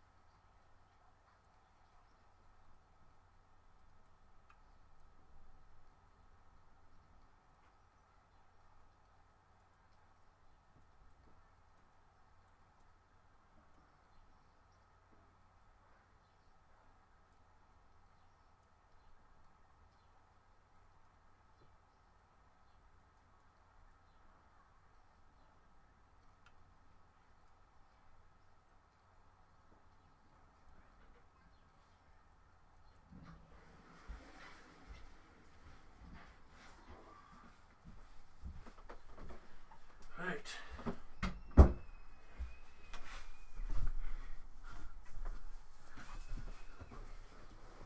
Any idea? Ooh. Richards put McFred and Lindelof costing us so far. Villa are an average team at best. Villa haven't even been that good, but they've just whenever we have the ball, they just go straight into us. You know, they're good at pressing us, but we're just not doing anything in front of goal. We're woeful. Flamengo's a good guess, but it is not Flamengo. It is a team called Recife, or Recife, whatever they're called. A team in Brazil. Scotty B sent me that one. You might get this one though. Scotty B sent 3, by the way. The other one he sent is the last one. You might get this one, mind. Another Brazilian side.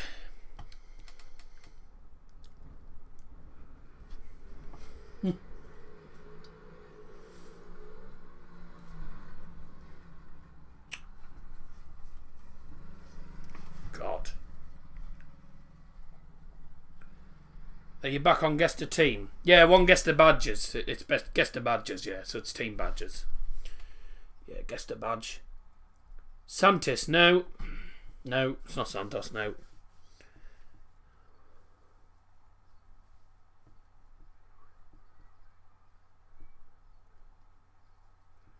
No.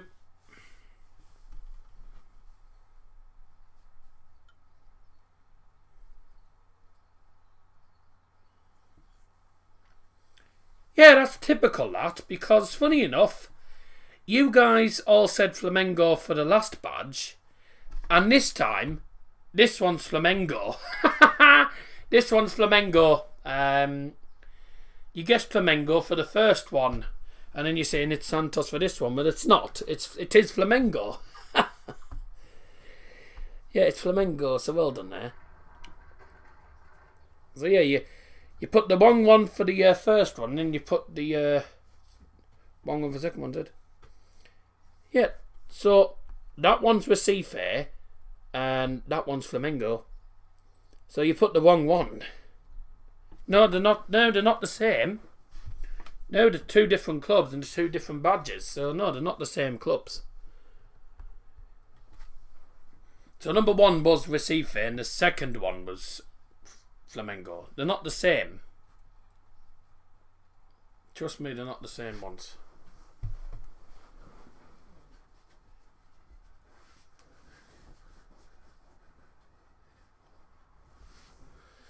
Number 3, they are a French side.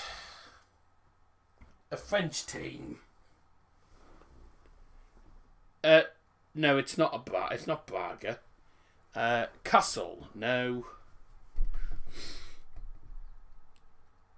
They're a French team. Lorient, good guess, but not. It's not Lorient. No, it's not Leon. It's not Lille either. You're close, it begins with an L.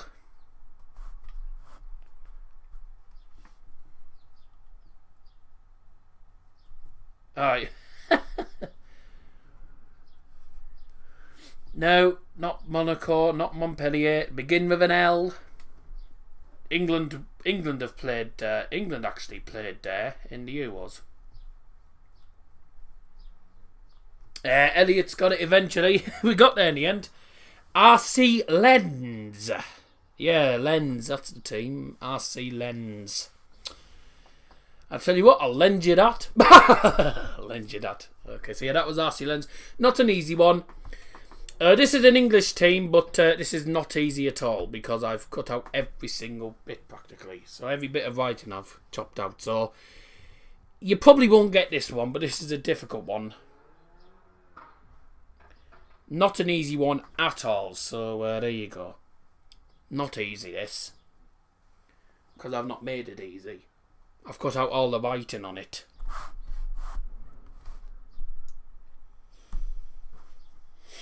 An English team from the National League.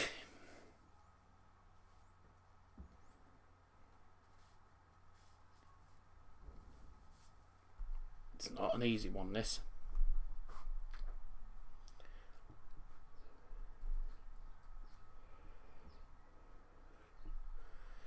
I'd be surprised if anyone gets this, to be honest. Club Brugge isn't a bad shout, but they're not English.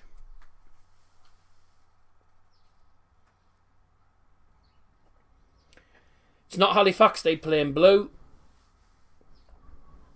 It's a black and white team. Team that play in black and white, I should say.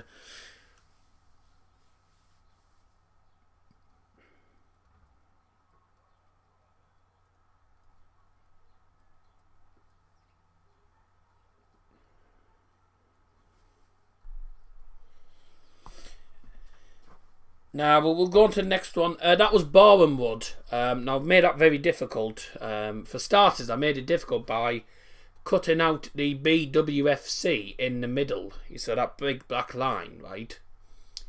That was me cutting out the BWFC. So I made it very difficult there. I wanted to see if anyone... I mean, I'll say I would have been surprised if anyone had got that. So I made that... I probably made that too difficult, that one. But this one you'll get. I think everyone will get this one. Yeah, just please yourself. I don't really need to say much about this one because I think a lot of people will get this. Darlington wasn't a bad shout. Yeah, Darlington do play in black and white. So yeah, I can see why you said that. But it was Boreham Wood. It was a tough one. Yeah, it wasn't Hereford. Are you behind, bitch? You must be behind or something because I wanted a different badge now. Anyways, I think a lot of people will get this one.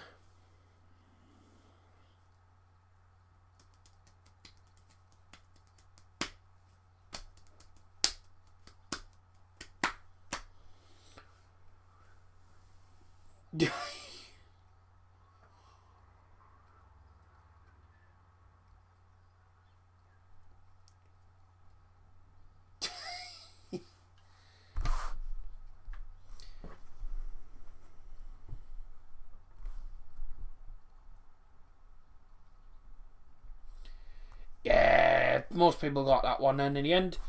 Yeah, Torino. You don't. By the way, if you need to put the team name in once, by the way, I do see it. But yeah, Torino. So if you did get that one right, well done. This is a Scottish team, and I think the letters in the middle will probably give you a big clue. The letters in the middle will give you a clue.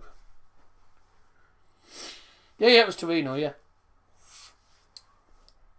Scottish team, pretty simple one. The letters in the middle do give you quite a big indication.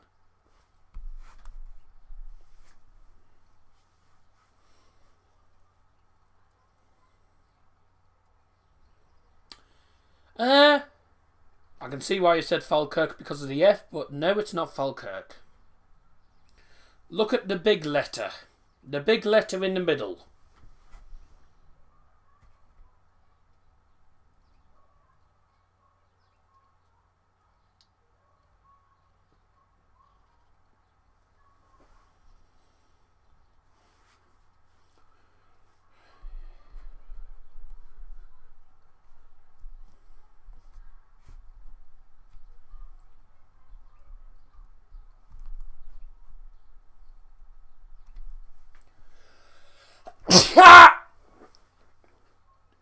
Darlington is not in Scotland. That's actually about 20 minutes from where I am. Dumbarton, no. Dundee! Dundee FC. That's what I was thinking. The letter in the middle gives you the clue. The big letter in the middle. I can see why he said Falkirk, mind. But the big letter in the middle. So yeah, it was Dundee. Yes. As I was saying there. This one I think most people will get. I'm half expecting a lot of people will get this one.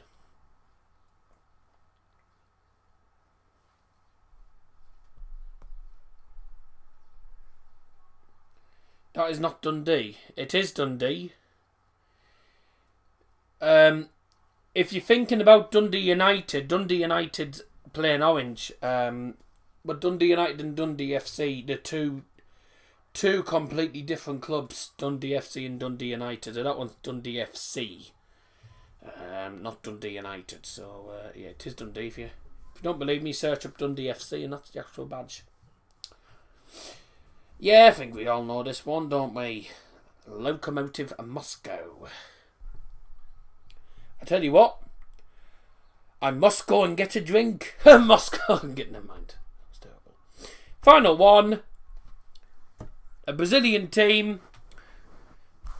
I'm not going to tell you the big clue yet, but people had already said this one earlier.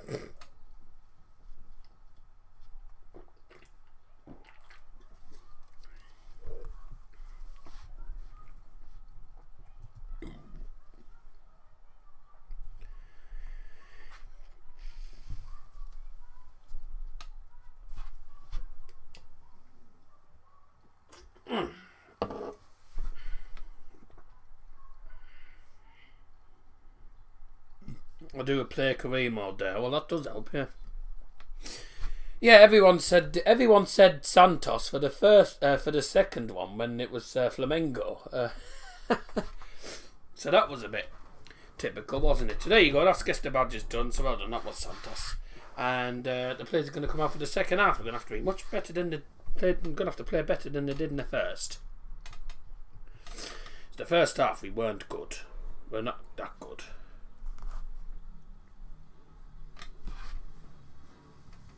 They'll have to make a change and probably sacrifice one of the holding midfielders and get Cavani in. You've been impressed with Villa, Julian? Yeah, definitely. When you obviously score and don't concede against that team, it's always impressive. So I'm thinking let's keep the clean sheet and win this game. He'll be happy with what he's seen so far, but what about Gunnar Solskjaer? He's got some big selection decisions, hasn't he, moving forward? Yeah, I think part of this is his strong. Right, second half's going to get underway soon. The players are just coming back out onto the pitch. One eye, regardless what anyone says, on Thursday night. Oh, bum. Play the biggest historical rivals in Liverpool. The only strongest team for that. But I see him making changes. I think. What's Dad doing? He'll be downstairs probably watching the TV. Come on, boys. Big second half needed here. Talk soon. I'm flying in and out. Talking a bit. Right? Yeah, that's fine. When will the next stream be? Tomorrow. Me and my dad probably doing the Borough season review. That's if we're both up to it, because both got busy days tomorrow. They have won from losing positions this season so far. Can they make it 10 here at Villa Park? Andy Hinchcliffe and Rob Hawthorne. Well, this is the start of a big 18 days for Manchester United with the Europa League final to come. The man who scored the goal against them, Bertrand Traore, faced them the last time they won that competition. He was part of that Ajax team beaten by Jose Mourinho's United side, a match in which Paul Pogba scored. But it is Traore. And we're off for the second half. The kingmaker. Manchester City just holding back on the celebrations for now, but by 4 o'clock this evening they could be celebrating another Premier League. I went for 2-0 United, so I was completely wrong. Here's Wan-Bissaka. Villa aren't even the best side. They're not even the greatest team. So, and they, well, I tell you what, they haven't beaten United since well, at Villa Park since 1999. If you just joined us for the second half, welcome back. And if you joined us for the first time, welcome along. Foul for United, McTominay. Right, here we go. Second half, Canavai and Brew is now open and up your nose.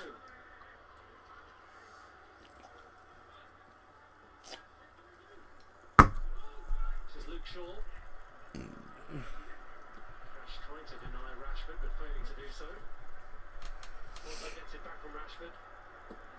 Oh, come on. Ah. In ahead of Luke Shaw. Yeah, man.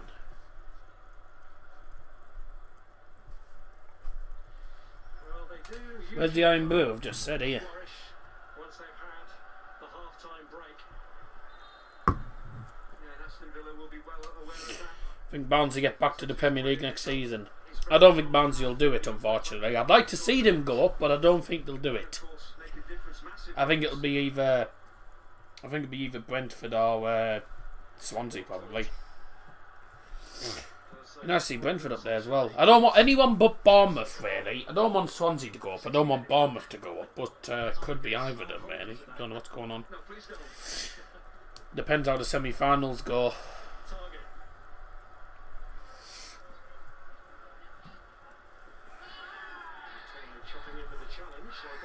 Oh, come on, ref. Go on, Greenwood. Lovely pass, Fred. That's a great ball, that to Bruno, who's onside as well. Back. Pogba hits it.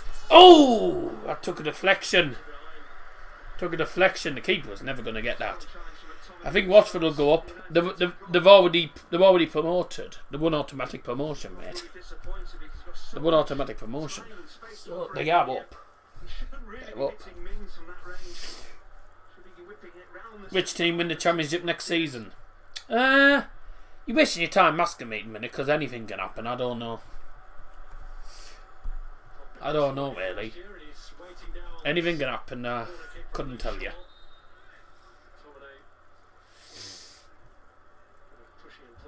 Yeah.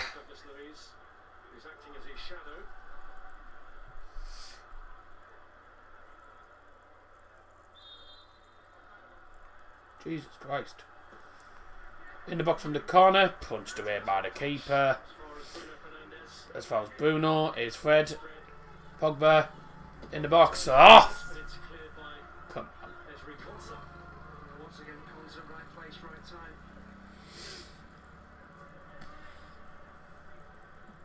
Henderson clears that. Ooh. Is that... Oh, it went to Pogba as well. What a ball that was. And then Pogba just couldn't keep hold of it, unfortunately. I'm not proposing to anyone, thank you. When's the playoffs for the championship? I think that this week. This weekend, I believe. Normally tends to be on a weekend.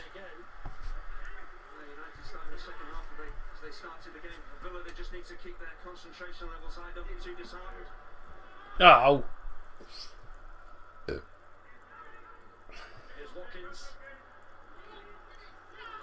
No, he'd already gone down before he'd even got tackled. Oh no, they're in behind. Barkley to oh, I nearly said Konza. I meant El Ghazi. Jesus. It was offside anyway. Wouldn't have counted, he was off, so there you go.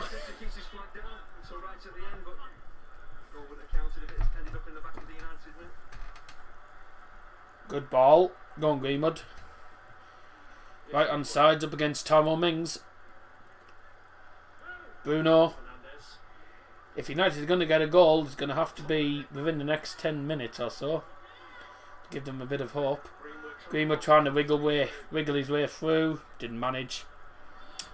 Oh, they're like Sheffield United, these. Literally park the bus merchants. Park the bus.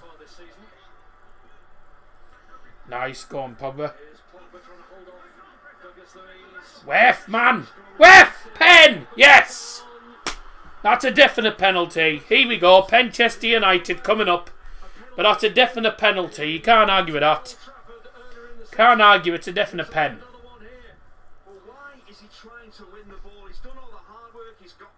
Pogba absolutely did him.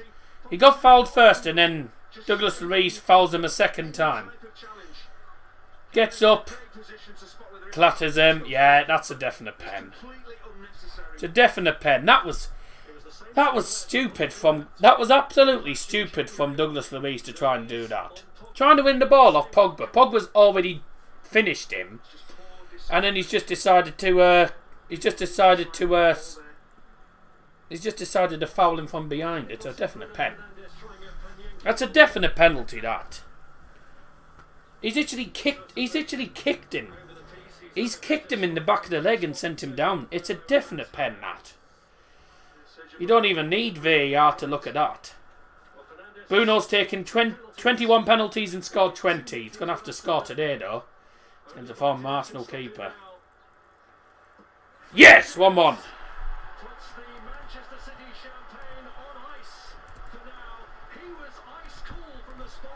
What a pen that is. Douglas Luiz is still not happy. Stop arguing. It was a pen. Why do you even try and tackle Pogba from behind, you doorknot? Pathetic. Should book him for bloody arguing, man. 27 goals this season. He's taken 22 penalties and scored 21. Bruno does it again. That's important for United, that. But there's no complaints, it's a definite pen. What a ball that is. Oh. It's a blatant pen.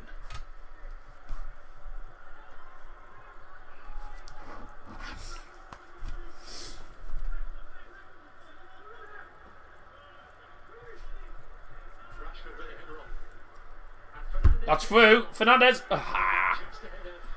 Mason Greenwood. It's great cover from that target. Fullbacks now these days are so used to seeing them stepping over the halfway line and attacking, but it's so important they get round on the cover. And that's what Target has started to do. When the ball is lost on the opposite side of the pitch, he's already moving goal-sided Greenwood. It's brilliant defending.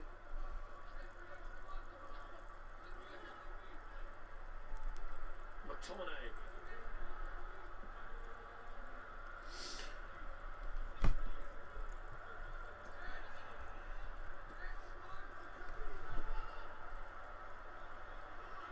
Greenwood. Driven by Target against Aaron Wan-Bissaka. You said 1-1 and it wasn't even took for me. Well, that's what happens when you're behind. I don't think Dean Smith will be too chuffed with that because it's a cheap penalty to give away by their standards. It's just Douglas Luiz with stupidity. You do not try and foul. Not foul, sorry. You do not try and tackle Paul Pogba from behind. You're running the risk doing that. Especially in your own penalty area. Best thing is just not put a tackle in and just try and just try and outmuscle him instead of actually going for a tackle from behind. You don't do that. Playing better second half, but we can't keep hold of the ball half the time. Don't.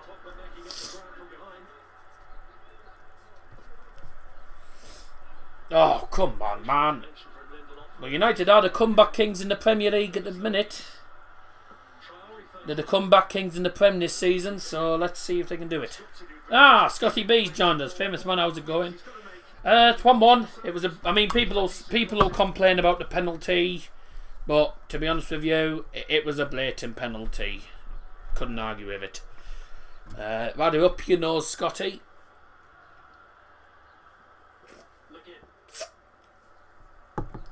Is it just me or is it frozen? I don't know.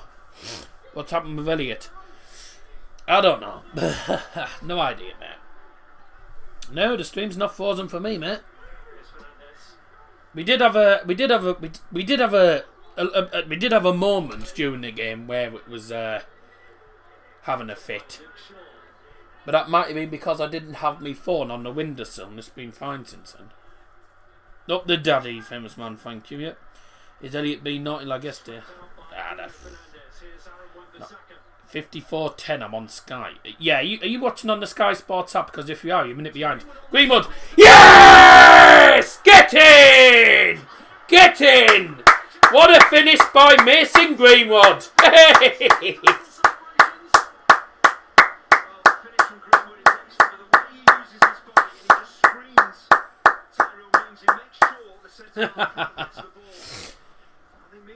Manchester United scores scorer number 11, Mason Greenwood.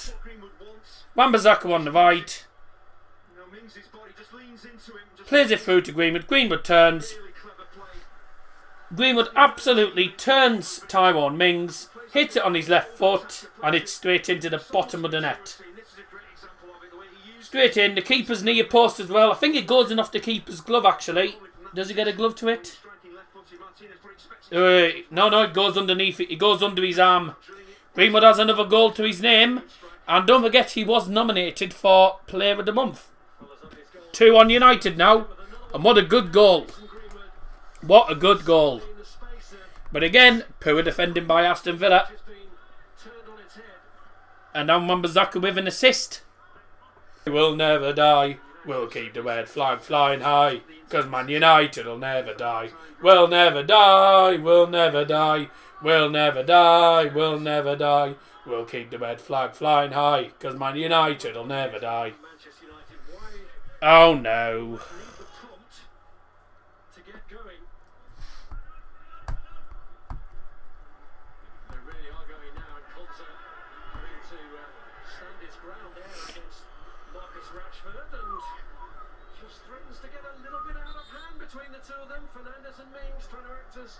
Peacemakers and pull them apart. Hadn't really been that kind of game up until that moment. Yeah, there's a bit of wrestling going on. Both players went to the ball. Oh, for God's sake. One player's not happy with what the other was doing. Well, you're right, the game has been played, in a good spirit. It's the first real flashpoint. There's a minor skirmish that out of nothing just developed into something a bit more major. It's just not even going to work, is it? Come on, man. Now has seen the light. Yeah, you don't need to put the players. Just have a word, just calm them down, get on with the game. He's just done well. He's tracked the run of Rashford. He's got goal side. Right. As I say, he's a bit of pushing and pulling there. Maybe as they go to ground, then Rashford maybe just does he kick out a little bit. That's what Combs is not happy with. Peace has been broken. All right, there we go. Manchester United in the corner. Here's Greenwood. Fernandes. Yeah, there we go. If that ever happens, all I tend to do is I just sit here and just leave it, and I don't touch anything until I know that it's gonna work. So I just leave it alone. I'll leave it alone because if you start trying to mess about with it, it'll go. It just won't do anything. Don't forget, by the way, it is Sunday, so you know what OBS is like on a Sunday. I don't know why it's always on a Sunday as well. It's stupid. Because it's fine on every other day. Every other day it's fine, but Sundays it never likes to work. That's why I call it. That's why I say it's don't work Sunday. As usual, but it's working today. It's just done that once. Oh, goodness me! It's a good job he got back there because Douglas Luiz had stepped into the United penalty area and was waiting to pull the trigger.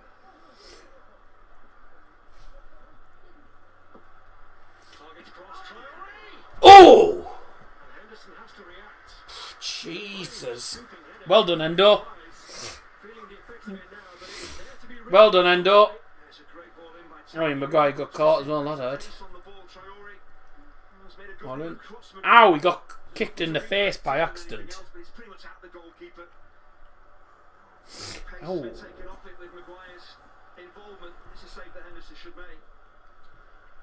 wasn't worried about the scars. Harry Maguire. Head on the line.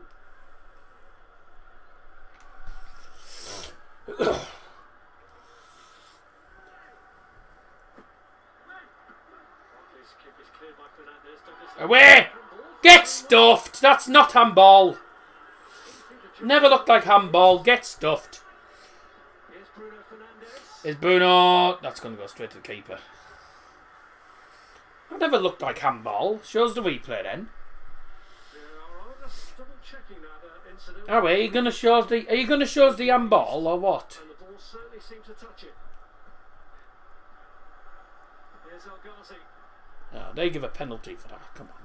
Now Bertrand Traore.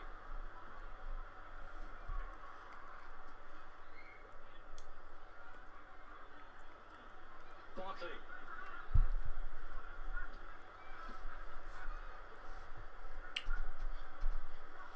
Man United win the Premier League next season.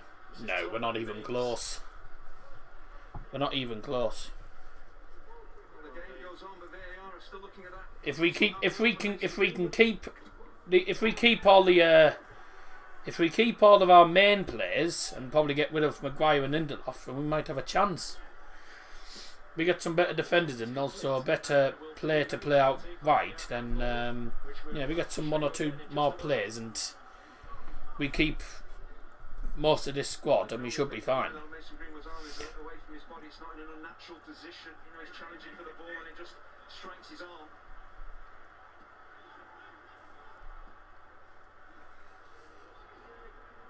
Go on. Shaw puts it in. Oh.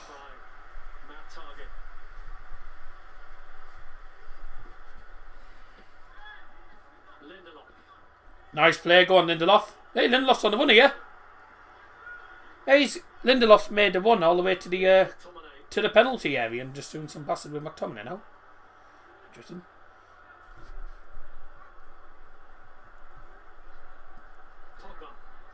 Come on. Here's Maguire. In the attacking third, actually, believe it or not. Ooh!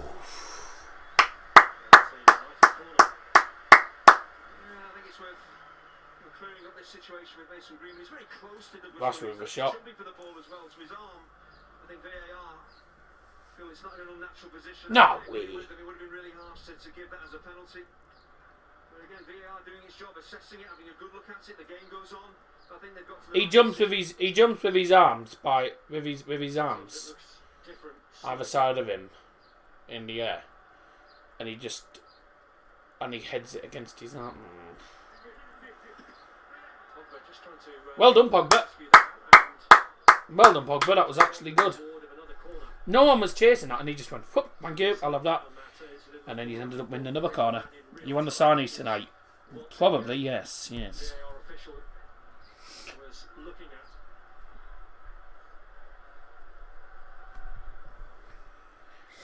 If you just joined us, it's 2-1 to Manchester United. A goal from Traore for Aston Villa in the first half. And United equalised through Bruno penalty, which was a blatant pen, and then Mason Greenwood with a well-taken goal just about 8 minutes ago. Corner in the box, headed away by an Aston Villa player, and that's gone out for a throw into United on the other side. Got a substitution. Substitution for Manchester United, going off number 11, Mason Greenwood.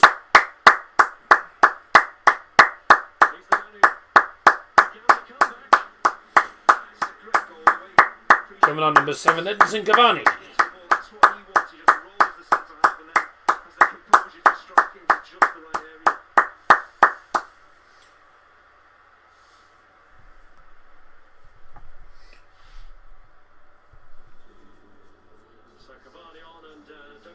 Had any trouble? Not really. Just the stream doing its occasional glitch. Substitution for Aston Villa, going off number 6, Douglas Luiz. Boom! Going on number 41, Jacob Ramsey. Douglas Luiz should be so angry with himself. I think Ezri Konza, penalty was given, had a word with him and just said he didn't need to make that challenge. He was absolutely right. Go on, Shaw. Pogba. Oh. Come on, boys. Oh, get stuffed, Chris Kavanagh.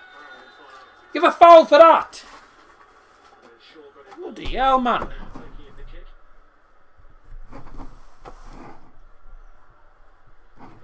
just deafened by the referee blowing his whistle when he was in such close proximity. Here's Target. It's come back off McTominay, but Henderson. So called.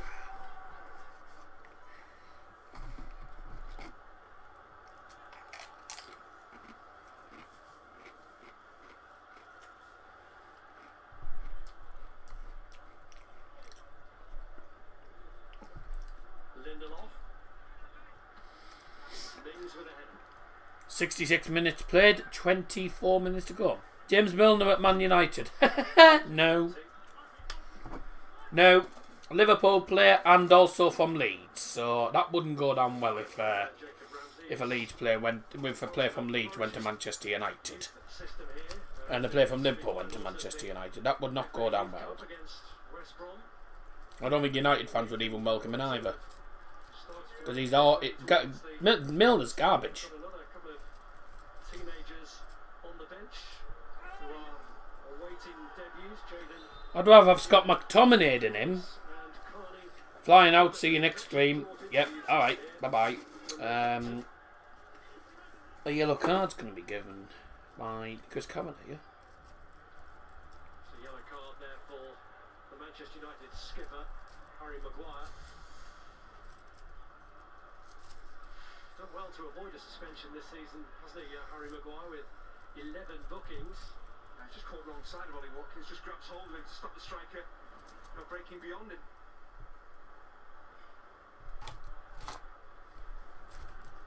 He's the most booked player in the Premier League this season, Maguire, but has still managed to play every minute in the league since his Maguire's lucky. He's had about 11 or 12 bookings this season, somehow he's not suspended. It's in the box and free kick, and Lindelof's headed it away. Wan-Bissaka doesn't keep that in. It's a corner. Oh no, he must have kept it in. Ball comes in, headed towards goal. Oh, thank God for that.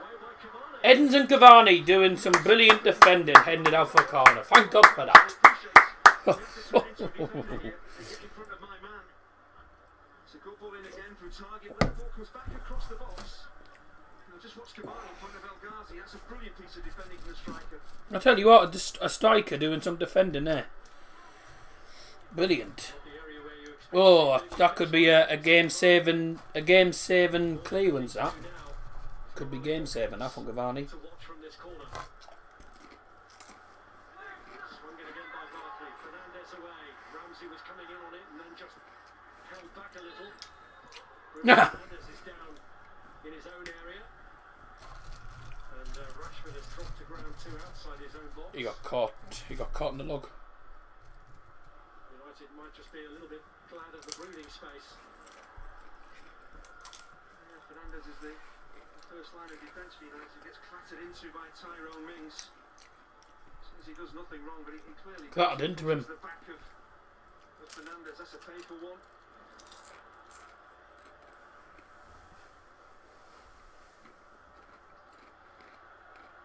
Rashford is another one who's been playing in every Premier League match so far this season. A record that will, I'm sure, come under threat with the busy schedule that Manchester United have got. Rashford struggling with his knee again. 4 matches are at home. Struggling with his knee again. Leicester and Liverpool after this, before Manchester City kick a ball again, which will be at Newcastle on Friday. They also host Fulham United before finishing at Wolves. He's still moving a bit gingerly, Marcus Rashford. Of course, he's such an important player for them. And the game against Liverpool and Villarreal, it's absolutely vital that he's available for them. But he's still just flexing like that, stretching it. He's not moving freely.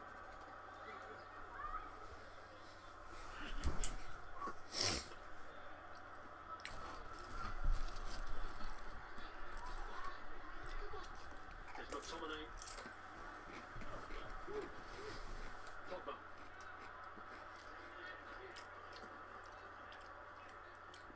Here's Shaw. That's a lovely dink from Pogba. Fernandes. Fernandes, nice ball to Dwight. Wan-Bissaka already has an assist to his name. Don't forget, Pogba did win the penalty as well. I mean, it was stupidity from Douglas Luiz. Rashi. Oh my! Oh, it's gone all the way to Luke Shaw. Go on, Shaw. Bruno, hit it. Oh, blocked. And Ramsey managed to position himself to deny him. Tussling with Ollie Watkins. Well done, good. Here's Shaw. Brilliant that. Oh, lovely. Go on. That was a beautiful. Was that a back heel flick or was that a Wabona that he did to? Was it a Wabona pass or something he did? It was, whatever it was some very clever technique from Fred. Shaw, Wef.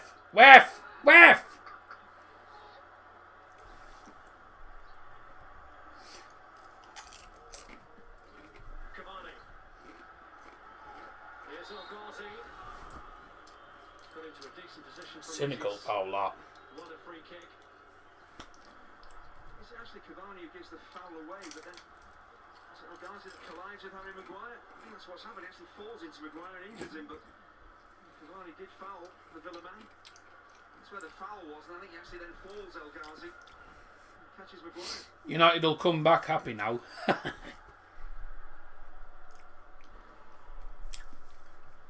But predictions wise, everyone's still in play at the minute. At the minute, Scotty B and Elliot are going to be winning the predictions 2-1. I wouldn't care. Mia actually said 2-1, but she was too late. So she'll be kicking herself. Rescheduled Manchester United Liverpool matches on Thursday now. It's live on Sky from Thursday's 8:15 kickoff, isn't it? Strange time. Super Sunday. It's West Ham against Everton. Kickoff is at 4:30. West Ham desperate to put the pressure on those teams who are in the Champions League slots. David Moyes naming an unchanged side from the one that got that win at Burnley. It's been a painful one for Harry Maguire, but this is a great position, free kick position for Aston Villa. Plenty of players, Villa players, discussing exactly what they should do here, but this is a real to test Henderson. Well,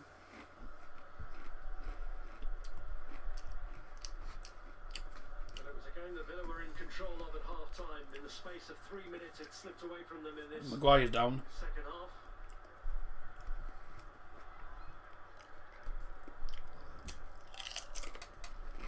It was a penalty that started the comeback.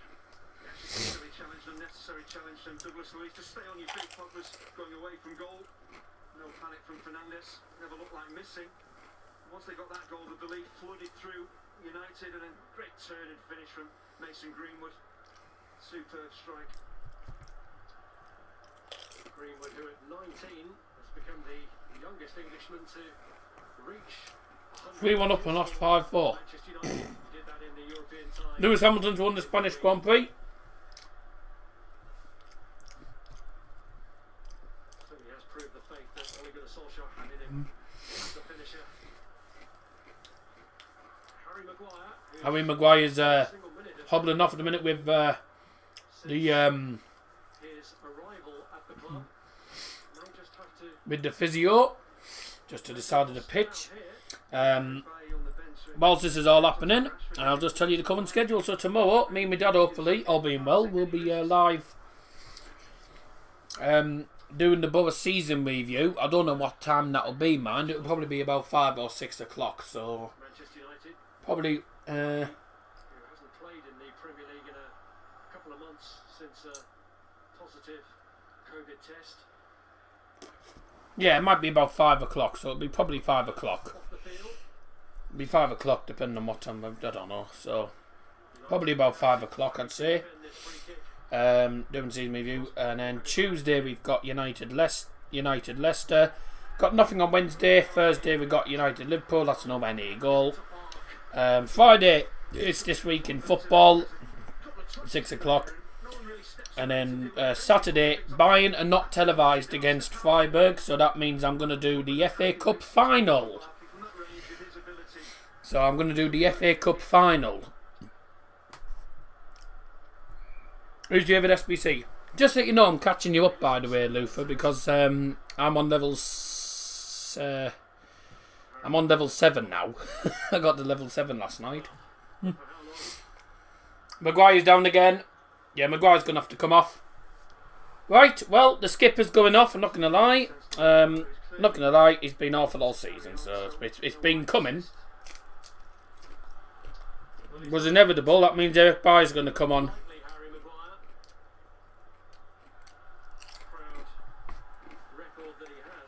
Played rather just in a 1-5-2.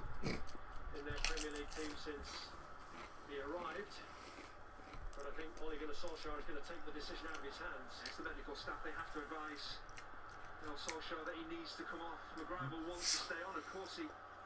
So Harry Maguire is going to have to be replaced by Eric Bailly. He's going to have to come off, so Eric Bailly will come on. Well, the changes won't be confined to Manchester United. There's no point getting an on-air sign for downstairs because I'm not live downstairs. Coming on in a double attempt here to pep up Villa's I'm live up here, normally. as they chase a turnaround here. Substitution for Aston Villa. Anwar El Ghazi is the first player who's been called off. And So, double substitution for Aston Villa. Going off number 21, Anwar El Ghazi, and number 20, Ross Barkley. Coming on number 9, Wesley, and 39, Davies. Manchester United match in the league. Nah, no, I don't think Norwich will stay up, I'm afraid, next season. Sorry to tell you, Scotty, because you're up and down all the time. And substitution for Manchester United. Going off number 5, Harry Maguire. January against Villa. Safe recovery. Coming on number 3, Eric Bailly. 13 minutes plus stoppage time left here. I know he's been awful all season, but when it's when anyone gets injured, wish them a speedy recovery. So, yep, For now to the Villa left. they will go down. Villa can play a bit longer, a bit more direct. Unless you can bring in some good players like Aston Villa have, then you ain't going anywhere. And they scored a match-point wrestling goal. His first in the Premier League recently against West Brom. Hey, yellow card for Big John McGinn. Once again, Luke Shaw, positive play that will give and go with Pogba. Not once, but twice. And McGinn just leaning into him. Again, he's playing the man. Big John McGinn. Enjoyed the championship anyway. You won't when they eventually bring in VAR. When that'll ever be. Oh! In towards Cavani. Quick free kick straight into the box. That was brilliant, that. No, them wasted. Yeah, good play. He's a good player, Big John McGinn. Rashford, Bruno turns and can't get up with the ball. Come to McTominay. Wan-Bissaka from right back. McTominay. It goes in and out. Absolutely doesn't. It's 2-1 United. They were 1-0 down. Maguire's had to go off injured as well, which is ideal. And you won't guess, it was a penalty that got us the first goal. And you know, before anyone even says, it was a blatant pen. Douglas Luiz, with some absolute stupidity in his own penalty area, tried to win the ball from Paul Pogba from behind. Tried to tackle him from behind and completely mistimed it. So it was a definite pen. And then Greenwood with another good goal. Yeah, that's fine, yes. Is Matty Cash? He should cash in, you know. Should cash in, you know. Actually, that deserves a... There you go. Is John McGinn into the box. Try overheads it forward. That's straight to Dean Hendo. Traore must be feeling that for the second time this season his goal against United is just going to be a consolation goal. It's not the most convincing of headers. Good left foot on that lad. Yeah. You need to be aiming for Wesley or Davis. They're much stronger in the air than Traore.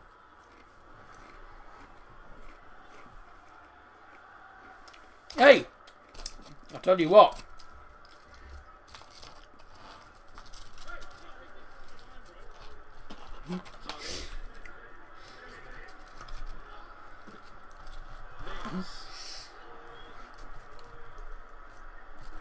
Here's a joke for you. I once got kicked out the house because I had no sense of direction. So I packed up my bags and went.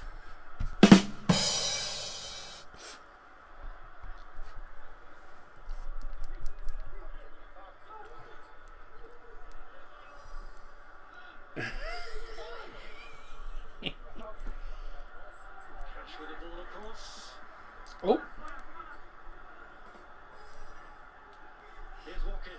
No, we're not on the Donovan tonight. No. Oh, Traore is absolutely doing them. Traore is absolutely doing them. Hope you enjoyed that dad jokes. They won't get any better than that. Rashford on the ball, still going. What a one this is. Tries to play through to Cavani and it's straight to an Aston Villa defender.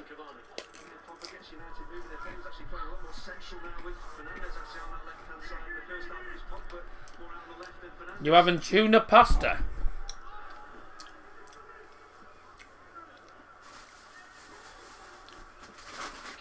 Hey, I hope you'll be tuning that up. Tuna pasta.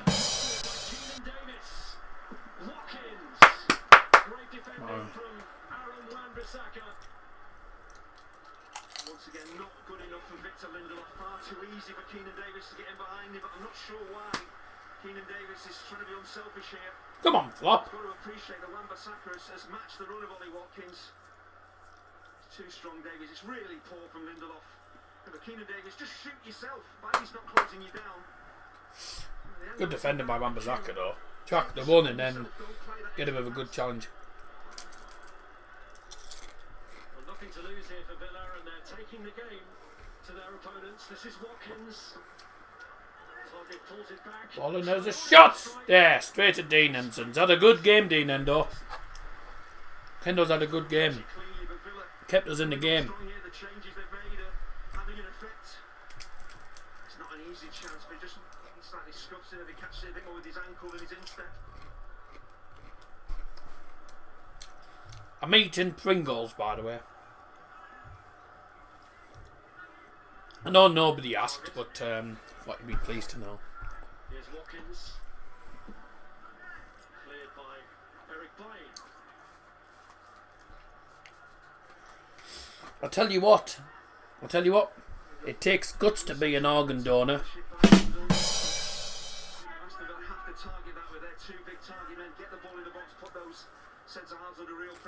Sent that joke down the gutter, didn't I?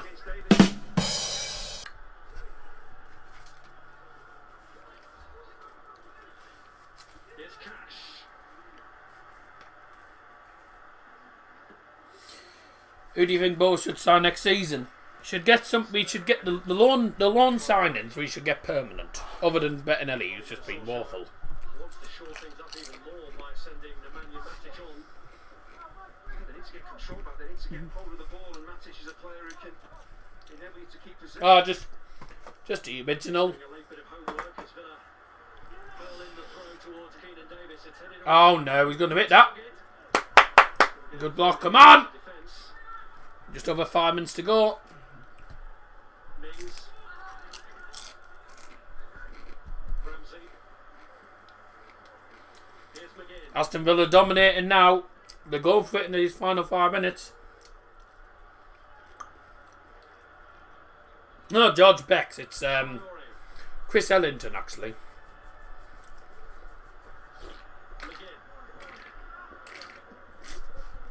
Whoever it is, welcome along, mate. Target's cross, which is cleared by Scott McTominay. How's life in the Aussie land? Australia. Away goes Rashford. Go on, Massey. To Cavani. Cavani's first touch. This time. Cavani's touch. Goodness me. Such a massive touch that was. And then McTominay's first touch sends the ball straight to Traore. Oh! Get stuffed.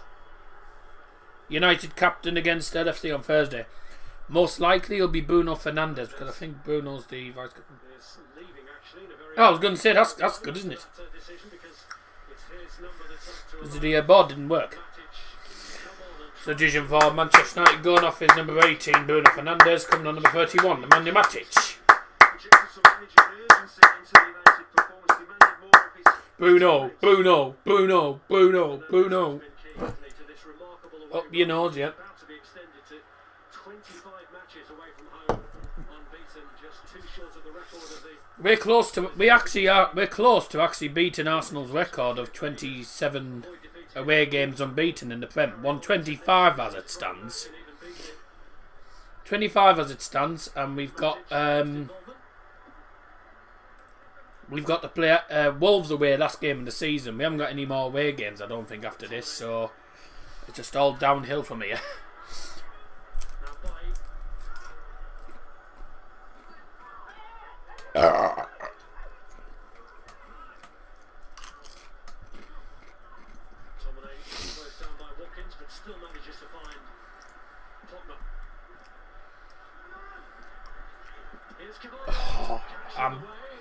Cavani's came from ball. Shaw goes the shot blocked. Fred. Rashford. Balling. Cavani! Yes! Get in! Edinson Cavani does it again! Get in there! His movement and his finishing, it's just perfect, absolutely perfect. Good defender. Brilliant ball in. Watching, you're going to have a major problem because he takes the initial shot, nothing comes of it, but when the ball goes out wide, he makes his move across the Villa defence. Cavani makes a good one into the box. There you go. Cavani comes on and scores 3-1. And that's Manchester City not winning the title today. Hallelujah. The way he tucks this ball home, it's sublime. It's typical Cavani, brilliant. That's 8 in his last 7 games now for Edinson Cavani. No wonder they would like to extend that short-term deal of his. Because it's not only the Manchester United's third goal scored in the 87th minute, scored by number 7, Edinson Cavani. if you're a creative player, he is an absolute dream because he will make runs continually for you. You just got to put the ball into the path of his runs and you'll score so many goals. Oh no. Henderson was rash. He caught him. That's gone the other way. For Ollie Watkins for a dive. Chris Kavanagh is giving Watkins a second yellow for diving. And Watkins is off. Bye bye, red card. In the first half. And Villa I don't know. I thought that was going to be a pen that, but referee's given a dive and Watkins has been sent off. Tatty Boggle, goodbye. Bye bye. We'll soon see what happens actually, because VAR will definitely look at it. around for a VAR check But- on Watkins, but he has been expelled. You can actually see Dean Henderson knows exactly what Watkins is looking for and he actually pulls his right foot out of the way. Watkins feels that the keeper's going to have to go through me and throws himself to the ground. You can understand why he's been yellow carded. He's the first Aston Villa player to see red against Manchester United since Gabriel Bonlahor for a challenge on Ashley Young here 6 years ago. But Ollie Watkins, who West Ham Everton hopefully won't be 1-1. every Premier League game this season, in his first season at this level for Aston Villa, Is that Aston Villa goal that's done it? missing with Everton to come. Well, no VAR check then. We're seeing the replay and Henderson puts a foot out, but he also moves his foot back very quickly because he knows that Watkins is just going to try and go into it and try and go down. But the referee's given a dive and it's a red card for Ollie Watkins, and that's him suspended for the next match. What a sad shame. Oh, I'm gutted not. So, what does FFS stand for? For beep's sake, basically. 2-1 is gone. So goodbye to that. We've got 1, 2, 3 prediction winners as it stands. Cavani, OP. Oh my God, we love Cavani. We love Cavani. We love Cavani. 3-1-1. Fourth is syndicated. A minimum of 6 minutes of added time. A minimum of 6 minutes added time. Red card. What a sad shame for Ollie Watkins. Ollie Watkins hasn't even been that good. He's been pretty poor today.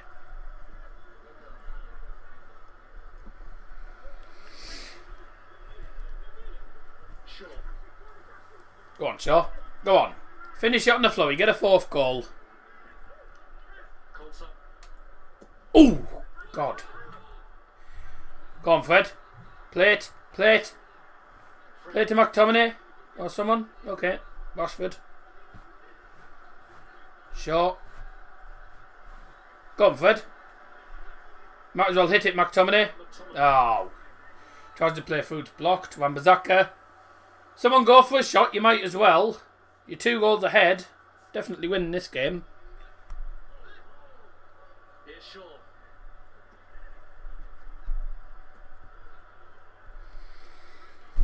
We're just passing it round the back. We're just passing it round in the attacking third now. We're not giving Aston Villa a sniff of the ball.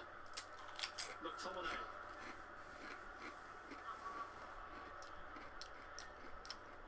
I tell you what, if United went on and scored now, Here's Lindelof. if United managed to pass their way through to the goal, it'll probably be a goal that's probably got more passes than Manchester City. To the We've probably completed more than 40 passes here. for both him and for Nice. Manchester This is nice. This is lovely possession play, this. What a ball that is to Wan-Bissaka. Go on. get the job done. Ball in. Oh, no. Place. Just didn't fall. It just headed away. Rashford now. Fred. Fred. Oh, Pogba tried to backheel it through. Cavani didn't make the one. Yep, I was right. Should have put a bet on the score. United need to sign a centre-back. Definitely.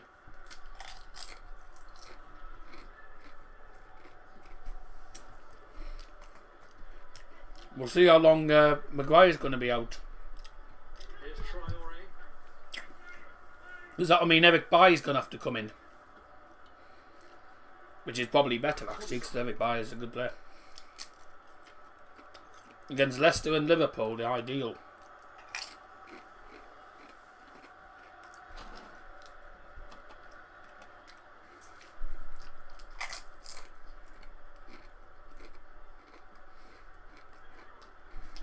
Here's Target. 25 Premier League away games unbeaten. Now McGinn. We are 3 away games away from beating the 27 Fred. record that Arsenal set. So we're 2 away. McTominay felt he was caught. And we can make it 26 against Wolves, because they've been poor. To withdraw. I've been impressed with Paul Pogba again today. I think he's back to his dynamic best. He's played in a variety of positions as well. Oh, He wants to be up there influencing the game. He's had a good match. A big part to play in this run-in for Manchester United, which could ultimately end in glory in Gdansk.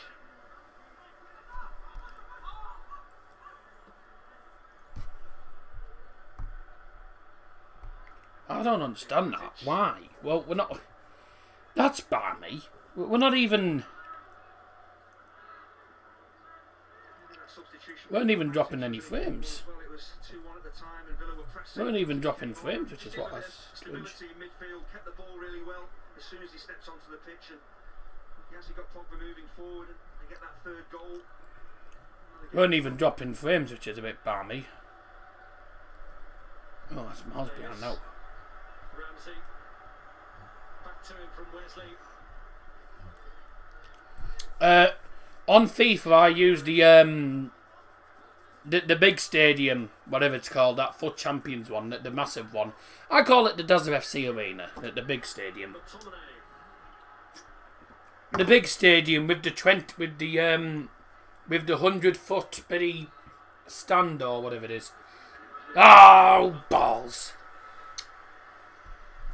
Yes, I did, but you know what it's like. You know, it didn't even do this on the test stream, but you know what it's like on a Sunday. So effective, just lays the ball off and makes a positive forward run and times the forward runs to perfection, and defenders find it so difficult to It doesn't like Sundays. And plus, the laptop has been configuring. It was configuring yesterday night.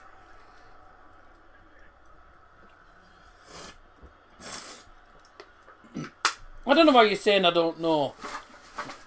I don't know why you were surprised. Mate,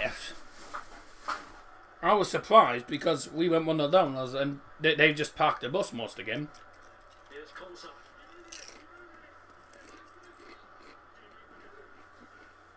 McGinn. I just didn't want to lose. Well, the first half, Aston Villa were excellent. Dean Smith will be disappointed the manner in which they gave away his first 2 United goals. Manchester City being made to win. Manchester United taking their familiar path to victory and going a goal down in the first half to Dean Smith's side. When Bertrand Traore scored it, the title celebrations for City looked to be on. But City's hopes were dashed when their former player Douglas Luiz gave away a penalty and Bruno Fernandes... Full time at Villa Park. Aston Villa 1, Manchester United 3. Did what he does best, his usual flourish, but he converted the kick to start the comeback. Second half. I'll tell you what, second half FC. And there you go. I'll tell you what, the 3 goals, right, all poor from their defence. First one was a penalty, nothing you could have done about it, but to be honest with you, it was a definite pen because he tried to win the ball off him from behind, and you don't do that in your own penalty area because you'll mistime it. But yeah, win for United. Very, very chuffed with that. I'm not going to be staying live for long because I'm going to go straight on to 3 for 21. Try and complete some of the season. So prediction winners tonight then. Red Devil Weekly, aka Kieran Coyle, Kojak and KSI win the predictions today, so well done to all of them. And if you didn't get it right, hard luck. There you go. Right, okay, let's get on to the United Stand website so I can do the player ratings. I'll be actually 2 ticks.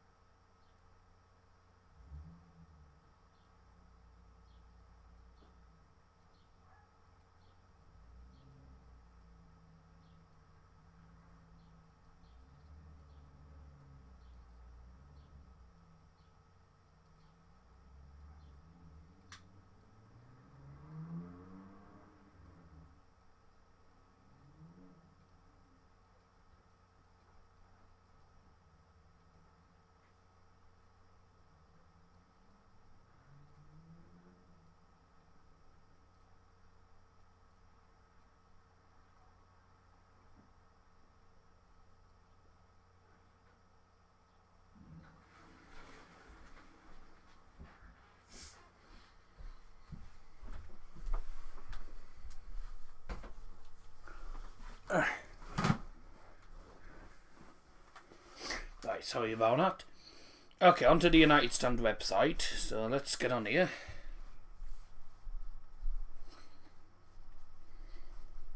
Player ratings time. Time for the player ratings. So Henderson kept us in the game with some very important saves, and I thought he was absolutely brilliant. I'll give him a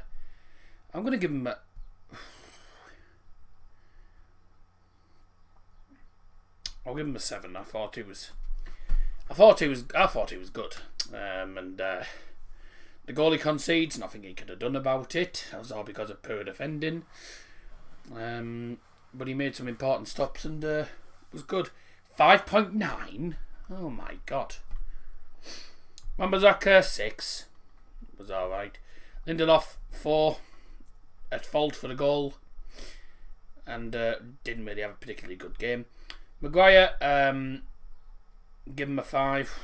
Was probably slightly better than Lindelof, but wasn't good either. Shaw, usual 7. Always seems to be having a good game, but he did get tortured by Traore at times. But then he went forward, and once we got into the stride, he was playing well. Fred, I tell you what, Fred actually made some decent passes and was probably better than normal, so give him a 5. And I say McTominay 4. Well and truly at fault for the goal and did sod all for most of the game. Bruno obviously scored the penalty, gets a +1 on the way to there. And apart from that, I thought he had a better game today. He had a better game, so I'm going to give him a 7 today. Greenwood 8. Brilliant. Pogba was decent as well. I'll give him a 7. Rashford 6, average. Cavani came on, made an impact, 8 as well. Bai didn't really have much to do, 6. Matic came on, didn't have any time at all, so just go 6. Performance, we'll go 6. It was second half FC as usual. Man the match, I think you know what? I think I'm going to give it to Mason Greenwood just because of the goal that he scored, because it was such a good goal. And plus he was the star man out there as well. He was pretty good out there. 52% of the vote went to Mason Greenwood, so there you go. For once, a game that we have to win to stop City winning the title, we actually win it.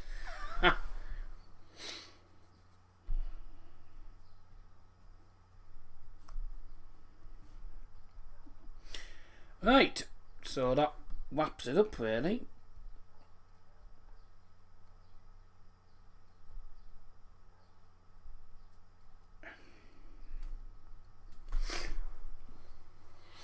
When this YouTube app decides to work, would be good. YouTube app's crashed.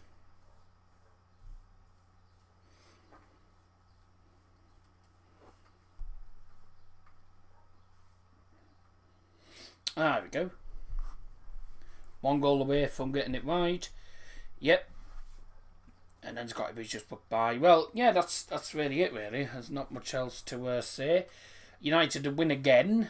Thank the Lord as well. We made hard work of it, especially in that first half.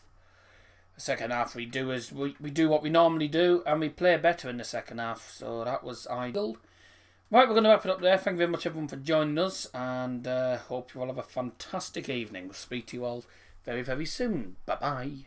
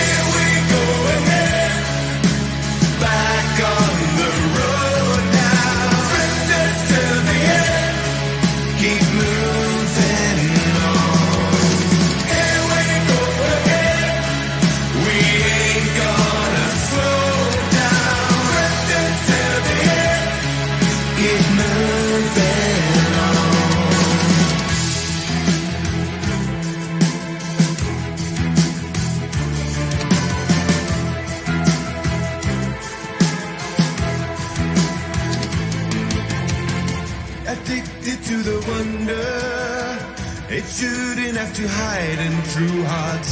I try to keep it under. It calls me like a siren to the mysteries of distant lands. Secrets soon to be, plunder in our hands.